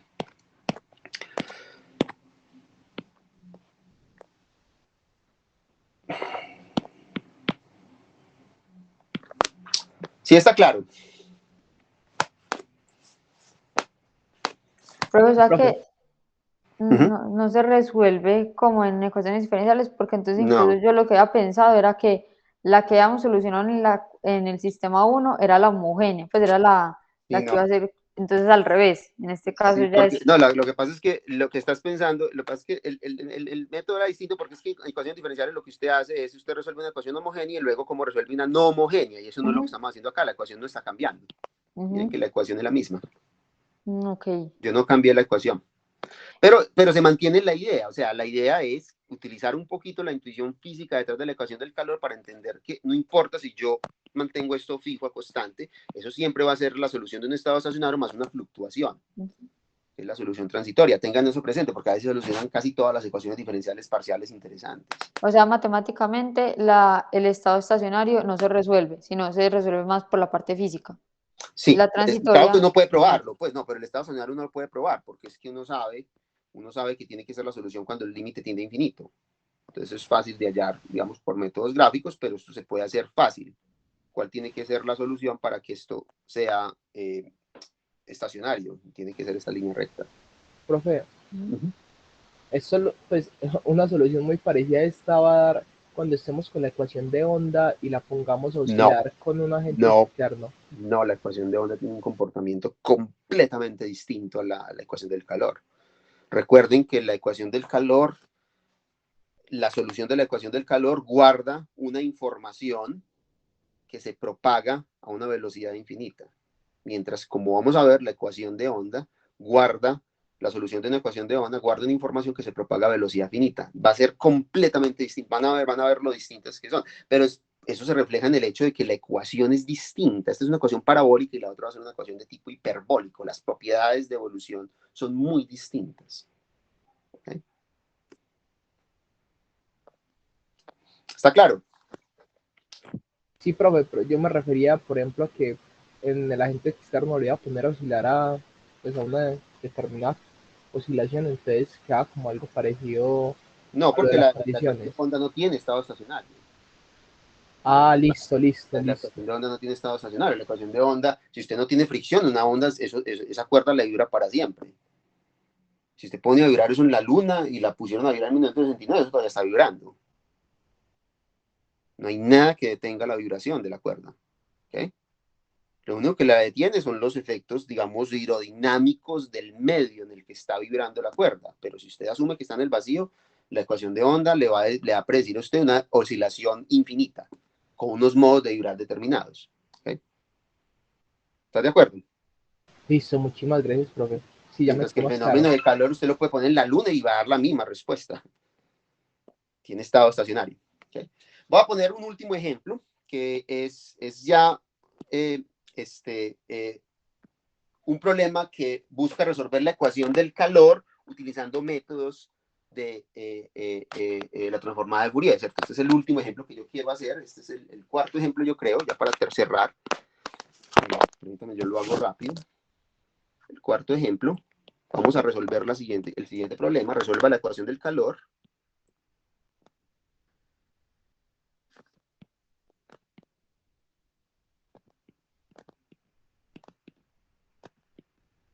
Nosotros ya sabemos resolver esta ecuación con el núcleo del calor, pero acá les voy a explicar otro método que es el de la transformada de Fourier. Pero nosotros ya vimos la solución de este problema. Yo resolví los problemas no acotados en la clase anterior con el núcleo del calor. Ahora les voy a enseñar otro método que pude haber usado también para derivar el núcleo del calor, pero que no quise porque yo quería, digamos, tener la ocasión de explicar análisis dimensional, ¿cierto? Esa era como la idea. Entonces, este es un problema no acotado, no está definido en un dominio acotado, ¿cierto? Entonces, hay que imprimir algún tipo de condición en los extremos, ¿cierto? Y las condiciones que voy a asumir es que la temperatura es nula en los extremos. Eso simplemente se expresa diciendo que la función, cuando x tiende a más o menos infinito, da cero, ¿cierto? Y voy también a asumir que no hay flujo del calor en los extremos tampoco. Eso se expresa diciendo que el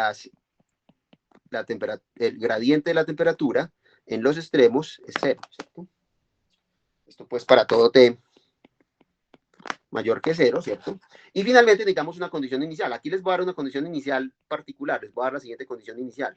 Les voy a decir que esto vale una temperatura dada, digamos, en un intervalo acotado, digamos el intervalo entre -1 y 1, y vale 0 si estamos por fuera de él, ¿cierto? Entonces la idea es resolver este problema. Entonces, ustedes ya saben resolver este problema. ¿Cuál es la respuesta? ¿Alguien recuerda la respuesta? La respuesta es núcleo del calor, convolución el núcleo del calor con esta condición inicial y se acabó, esa es la respuesta. Pero lo va a enseñar otro método. El otro método involucra la transformada de Fourier, ¿cierto? A propósito, lo del núcleo del calor no se suele discutir en el curso de matemáticas especiales, yo no sé por qué. Yo siempre lo incluyo porque me parece que es la propiedad más importante que tiene la ecuación del calor. ¿Okay? Muy bien, entonces la idea es utilizar la transformada de Fourier, así como usaban ustedes la transformada de Laplace.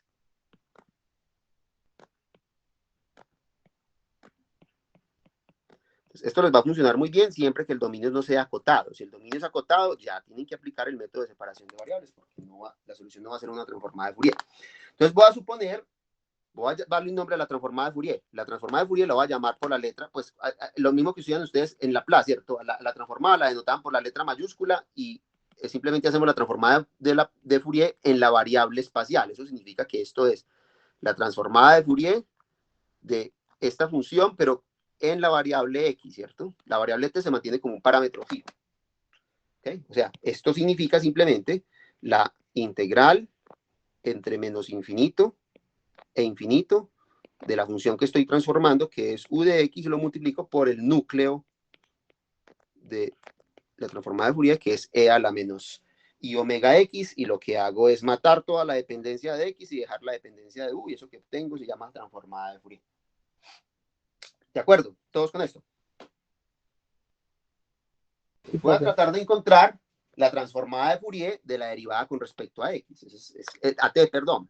Vamos a hallar lo siguiente. ¿Qué sería la transformada de Fourier de la derivada espacial de esta función con respecto al tiempo? Entonces, simplemente apliquemos la definición. La transformada de Fourier de esa función es simplemente la integral entre menos infinito e infinito de u sub t de x de t por e a la menos i omega de x, ¿cierto?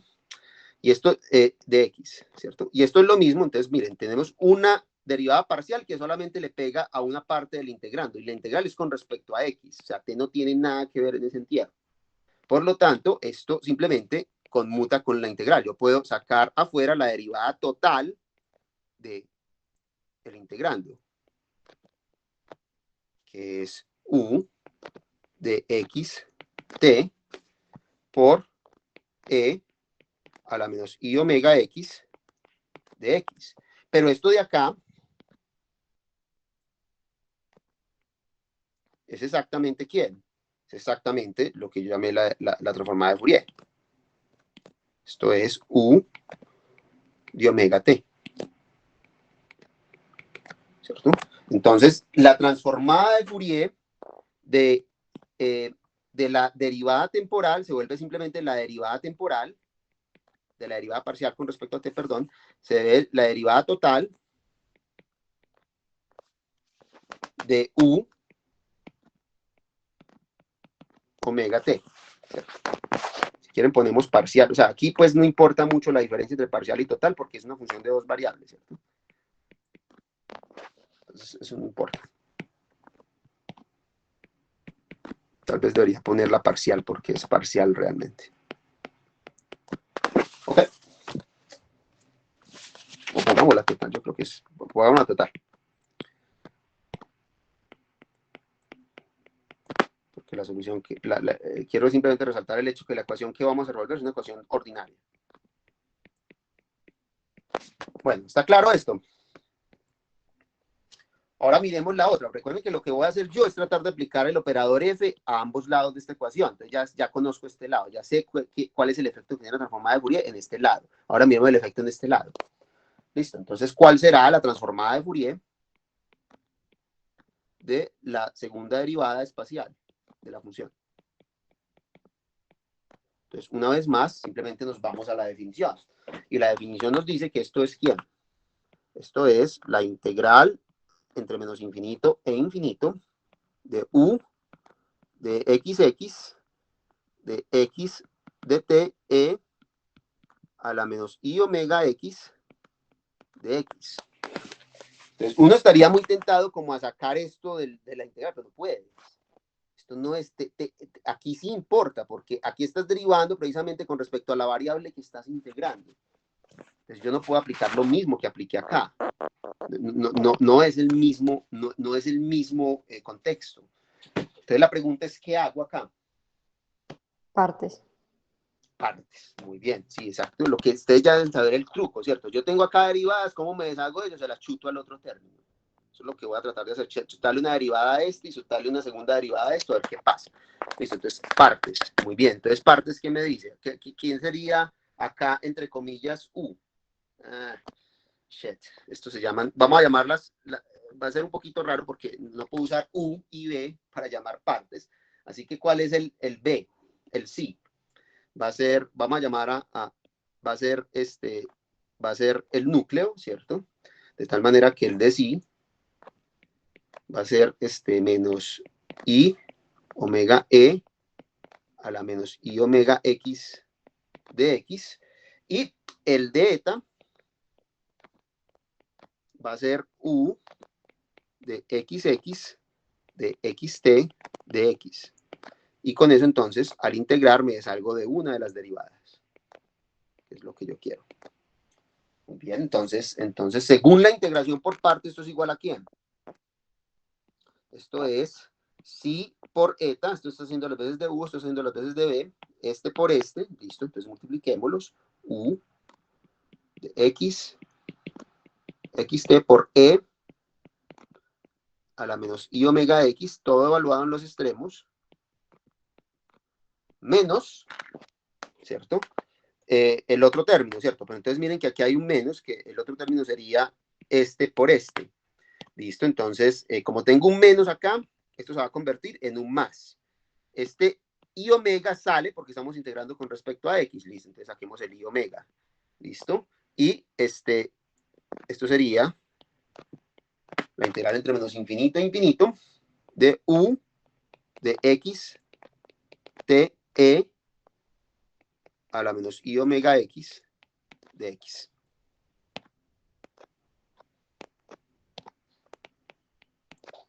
¿Ok? Eso daría eso, ¿cierto? Entonces, ¿qué es lo bueno acá? Que yo asumí un muy buen comportamiento de la derivada en infinito. Yo asumí que tenía rápido de crecimiento en infinito. O sea que este término, ¿qué me da a mí? Este término a mí realmente me arroja un 0. Entonces no me importa. Entonces ya tengo que calcular solo esta integral. Ahora bien, esta integral tiene el mismo problema que la integral inicial, porque todavía tengo una derivada y esa es la variable con respecto a la que estoy integrando. Entonces, ¿cómo me deshago de esa derivada? La chuto acá de nuevo utilizando integración por partes. Entonces, hagamos una integración por partes adicional. La voy a hacer acá. Aquí sería, entonces aquí el sí sería otra vez e a la menos i omega x. El de sí sería menos i omega e a la menos i omega x de x, y el de eta sería todo el resto, ¿cierto? Entonces, si esto fue el sí, entonces el de eta es todo esto. ¿Listo? Entonces sería u sub x, xt de x, de manera que el eta simplemente se deshace de la derivada espacial. Y escribimos esto una vez más, ¿cierto? Entonces, esto sería igual ¿a quién? Esto sería una vez más igual al producto de sí por eta, ¿listo? Entonces queda u por xt por e a la menos omega y omega x, evaluados los extremos menos infinito, infinito, menos este señor por este señor integrado, ¿cierto? Pero este menos me da un más, ¿cierto? Aquí me queda entonces un i omega al cuadrado, ¿cierto? Porque yo tenía un i omega que venía de acá, con este nuevo i omega me queda ese i omega al cuadrado, y aquí me queda la integral entre menos infinito e infinito.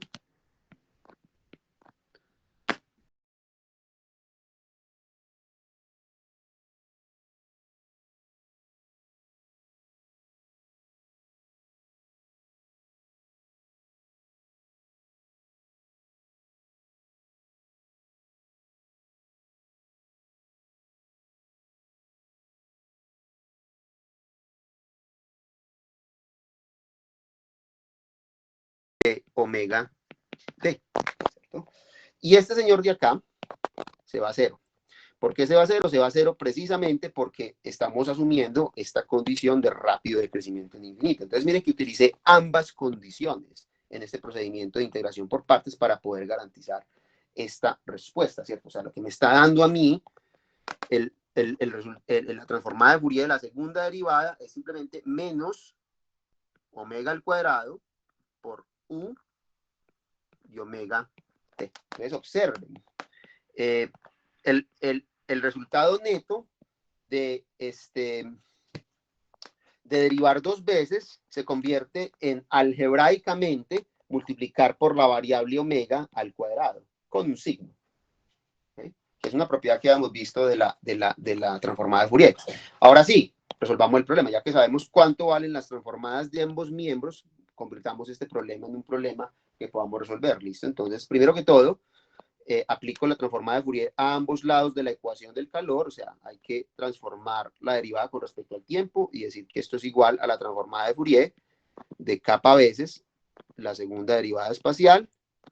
Listo. Esta me dio a mí la derivada con respecto al tiempo de la transformada, y esto de acá me dio menos kappa omega al cuadrado veces u. ¿Todo claro hasta acá? Eso es lo que acabo de calcular. ¿Está claro? Sí. Y esto me da una ecuación diferencial que es bastante simple, ¿cierto? ¿Cuál es la ecuación diferencial? La ecuación diferencial es simplemente la derivada de esto con respecto al tiempo, más kappa veces omega al cuadrado veces u es igual a 0. Tengo esta ecuación diferencial. Listo, muy bien. Entonces, ¿qué me falta a mí? Hallar la solución de esta ecuación. ¿Qué solución tiene esta ecuación? No es como pues una constante elevada a la... Exactamente, listo. Entonces, esto tiene como solución, aquí me va a dar entonces u de omega t, me va a dar una constante veces e a la menos kappa omega al cuadrado por t. Listo, entonces, ¿qué me falta hallar? La constante. Entonces, hallamos la constante. Hay que hallar la constante. Entonces, ¿cómo hallo las constantes? Yo no he aplicado todavía las condiciones, ¿cierto? Las condiciones iniciales del problema no las he usado. O sea, yo ya usé ya usé la ecuación, ya usé las condiciones de frontera, no he usado la condición inicial. No la he usado. Utilicémosla, ¿cierto? Entonces, esa es fácil porque ¿qué debe ser? ¿Qué debe ser por definición? U. ¿Qué debe ser U de omega en 0?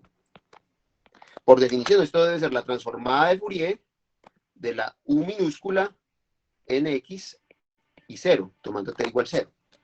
Y esto es igual a la integral entre menos infinito e infinito de esta función, ¿cierto? Llamémosle esta función, vamos a ponerle un nombre.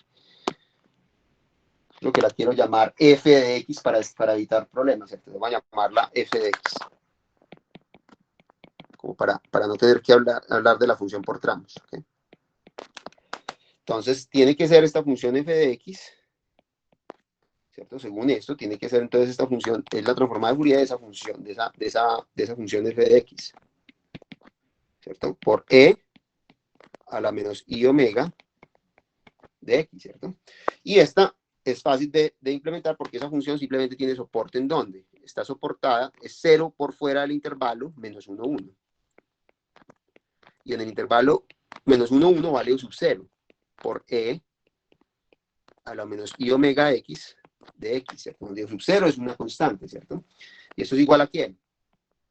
Esto es igual a u sub 0, entonces solamente integro la exponencial integra directamente, es i omega x, todo dividido, menos i omega, ¿cierto? Esto evaluado entre menos 1 y 1, muy bien, esto es igual a quién? Esto es u sub 0, en el inferior da e a la i omega, menos el superior. ¿Por qué estoy haciéndolo así? Porque tengo este menos, para evitarme este menos. Menos el superior queda menos i omega, todo dividido, este i omega, ¿cierto? Y esto, ¿qué es? ¿Alguien reconoce esto? Yo no sé, no. Falta un 2, ¿no? Sí. Módulo un 2. ¿Listo? Si yo le pongo un 2 acá, esto va a ser. Entonces le voy a poner un 2 y lo voy a multiplicar. Entonces esto es igual a 2 veces u sub 0, el seno de omega, todo dividido, omega. ¿No? Eso da esa condición inicial. Y esto, por otro lado, tiene que ser idénticamente igual, por lo que yo allá voy a hallar, a la constante C. Porque, o sea, u sub 0, por definición, dio todo esto, ¿cierto? Pero tiene que ser igual a C, porque cuando yo evalúo aquí en 0, este término se va a 1 y queda solamente C. ¿Sí está claro? Entonces ya tengo la C, ya sé quién es U. Pero u sub 0 es Una f de constante. x evaluado en 0. Pues es una constante. Pero es más que Ajá, eso, porque es o sea, esto es un pulso rectangular, ¿no? que es una función cuadrada. Bueno, casi. Una función cuadrada, aquí esto vale sub 0. Pues cualquier cosa, pongan el valor que quieran, el que les parezca a ustedes su favorito. Entonces esto da 2 veces u sub 0 por el seno de omega dividido omega, ¿cierto? Veces e a la menos capa omega al cuadrado por t, que es lo que me da esa solución, ¿listo? Pero no ha acabado. ¿Por qué no ha acabado? Porque me falta, o sea, lo que acabo de hallar acá es la transformada de Fourier de la solución de este problema. Me están pidiendo la solución de este problema. Entonces, cuando uno está trabajando con transformada de Laplace, ustedes inmediatamente se van a tablas a ver si esto tiene algún chance de parecerse a algo que aparezca en las tablas. Pero en el contexto de transformada de Fourier, nosotros es mucho más versátil porque tenemos una fórmula explícita para invertir el procedimiento.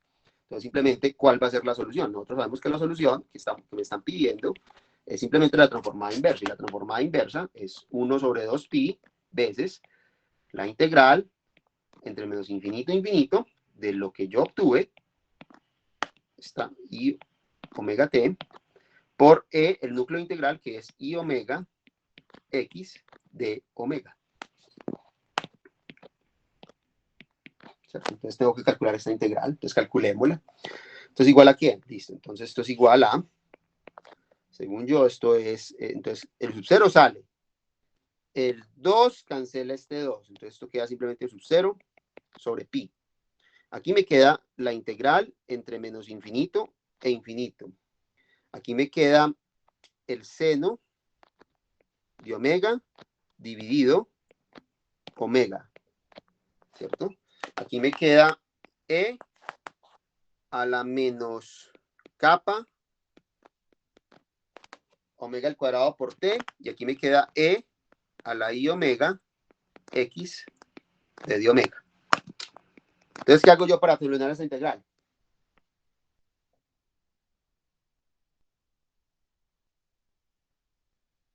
Expando e a la, y pues lo hago la identidad que es coseno de Bien, omega listo. x. Esto me da coseno de omega x, exactamente. Esto me da coseno de omega x más y veces seno de omega x. Listo. Entonces, esto se va a separar en dos integrales, ¿cierto? Entonces, voy a copiarlas acá, ¿cierto? Una integral me da ¿qué? Una integral me está dando u sub 0 sobre pi veces. Entonces, me queda la integral entre menos infinito e infinito. Aquí me queda el seno de omega, todo dividido, el omega. Aquí me queda la exponencial de menos kappa, omega al cuadrado por t, por el coseno de omega x de x, ¿cierto? Y lo mismo, voy simplemente a copiarlo con seno, ¿cierto? Más y veces eso, ¿cierto? Entonces más, simplemente lo duplico, más y veces esto, pero con seno. ¿Listo? ¿Y qué puedo hacer acá?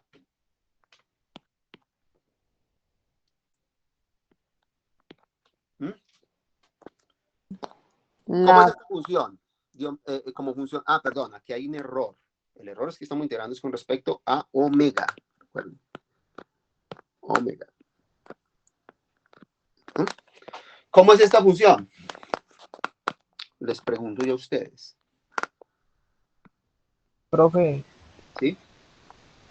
no sé, pues eso me parece como a lo que nosotros hacíamos con el producto a punto de que pues eso se cancelaba así W era diferente. O no, No es no sé, por qué no es impar. WX. O sea, pues yo pienso que son linealmente independientes, pero no sé. No es Pero, porque son impares. exacto, esta función es impar. ¿Estás de acuerdo? Si yo le pongo un menos a esto y un menos a esto simultáneamente, eso queda intacto. Perdón. Esta función es par. Perdón, esta función es par. ¿Cierto? ¿Están de acuerdo? Sí. Esta función, ¿cómo es? Como función de omega. Es par. ¿Están de acuerdo? Sí, profe. ¿Listo? Y esta función, ¿cómo es? Como función de omega. Impar. Esta es impar. Entonces, ¿cuánto da el producto de las tres? ¿Qué tipo de función es? Impar no. Impar. Muy bien. Entonces, ¿qué significa eso para la integral entre menos infinito e infinito? Va a ser igual a 0. Va a ser. Entonces, este término no contribuye. ¿Cierto? Este sí contribuye. Entonces, acá, pues, esta integral no la pueden resolver ustedes por métodos elementales. Esta integral no la van a Profe, resolver. ¿Sí? pero uno puede también comprobar que son LI porque una depende de W y otra depende de WX. Pero es que no entiendo qué quiere decir con LI. Pues, o sea, lo que yo me refería es que cuando hacíamos el producto punto, por ejemplo, eso da como seno de WN por seno de WM. Entonces, si M y N pues eran iguales, da un resultado, pero si M y No, N pero eran... eso era solamente cuando tenías un producto de dos funciones trigonométricas, pero es que acá tienes esta función no elemental. listo. Sí, o sea, cuando tienes el producto de dos funciones trigonométricas puedes argumentar con el mismo tipo de argumento cuando usted probaba independencia, pero cuando tienes un factor aquí ya ese argumento se derrumba, ¿cierto? Entonces, voy simplemente a decir que el resultado es esto. Aquí pues voy a escribirlo de otra manera si quieren, o sea, voy a escribir eso. Esa integral no la pueden resolver ustedes por métodos elementales. Esa integral se puede integrar, pues se puede resolver en términos de integrales, unas cosas que llaman integrales de Fresnel, pero yo no voy a hacer eso, simplemente voy a dejar la respuesta así. La respuesta es esta, es el seno de omega por el coseno de omega x, todo dividido omega, ¿cierto? Y multiplicado por un factor atenuante, que es este factor, menos kappa, omega al cuadrado. Miren que el factor atenuante siempre está presente por d de omega. Debe estar presente porque, recuerden, esto tiene estados estables. O sea, que cuando t tiene infinito, esto tiene que tener un factor de tipo disipativo, que estos son los términos de tipo disipativo, de tal manera que esto haga que, no importa que es tan grande sea lo que usted tiene acá, esto siempre lo va a ganar la exponencial, siempre lo va a ganar y va a hacer que tienda a cero. ¿Ok? Entonces, la solución es esa. La solución, voy a escribirla acá, pues. La solución de este problema es esta cosa. Lo pudieron haber hallado también usando el núcleo del calor. Calculando explícitamente la convolución, hubieran llegado exactamente a la misma respuesta. ¿Okay? Pero acá tienen ustedes un método adicional para resolver este tipo de ecuaciones. ¿Ok? Pero esa integral no se parece a la que nos hiciste en el taller. No, porque no, el taller no tenía ese término. Y no se podría resolver casi igual a esa parte, ¿o no? No, porque es que este término es un término muy complicado. Esta función es Ok. cuadrática, es exponencial y cuadrática acá. Listo. Entonces no podemos tener una expresión analítica de eso. Sí, eso no se puede. Esa es la respuesta es esa. Ok. O sea, esta es una función analítica, sí. Como les digo, le pueden esperar en términos de unas cosas que llaman integrales de Fresnel, pero no lo hagamos así. ¿Okay? Las integrales de Fresnel de todas maneras son integrales indeterminadas, son funciones especiales que están definidas a través de funciones trigonométricas, ¿cierto? De senos de argumentos cuadráticos y cosenos de argumentos cuadráticos. Y eso, pues, en sí mismo es una función no elemental. Del mismo modo que la función error es una función no elemental, pues, una función que nos da la distribución gaussiana, por ejemplo. ¿Okay? Bueno, muchachos, ¿alguna pregunta? Eso es todo por hoy. ¿Alguien tiene alguna otra pregunta?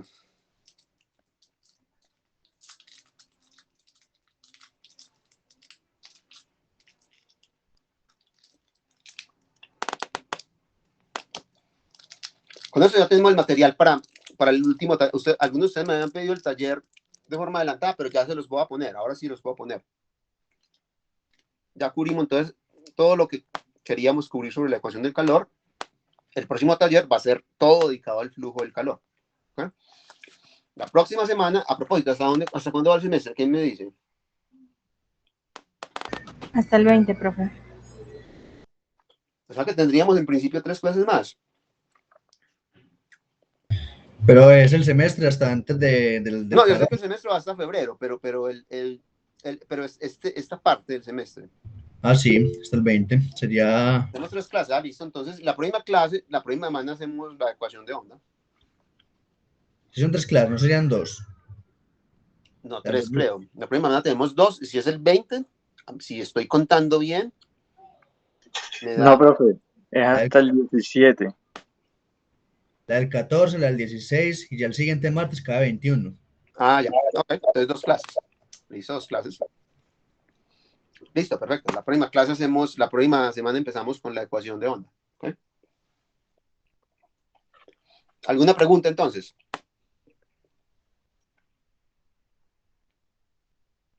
Profe, Uh-huh. ¿y para cuándo tocaría entregar este taller? Ah, ya después de vacaciones. ¿Como qué día más o menos? No, ¿qué día quieres? Es que no sé. No, que no ¿Qué sea día muy necesitas que encima sea? de la fecha de ingreso, nuevamente. ¿Lo quieres no muy encima o muy encima? No, no muy encima. Listo, entonces no es muy encima. No, yo les doy tiempo. Pues es que yo sé que en esta época es muy difícil trabajar. Pues yo mismo me veo a gatos, pues no voy a pedir a nadie que trabaje. Sí, lo estamos... sí, ahí voy pensando en una fecha. O sea, ¿cuándo ingresamos? 14, creo. El 11, Entonces lo si hacemos mal no recuerdo. Entonces lo dejamos para el 17 y 19 de enero, algo así, una semana después de que ingresen, pues algo así. O una semana y media después de que ingresen. ¿Okay? Listo, profe. Bueno, ¿alguna pregunta, muchachos?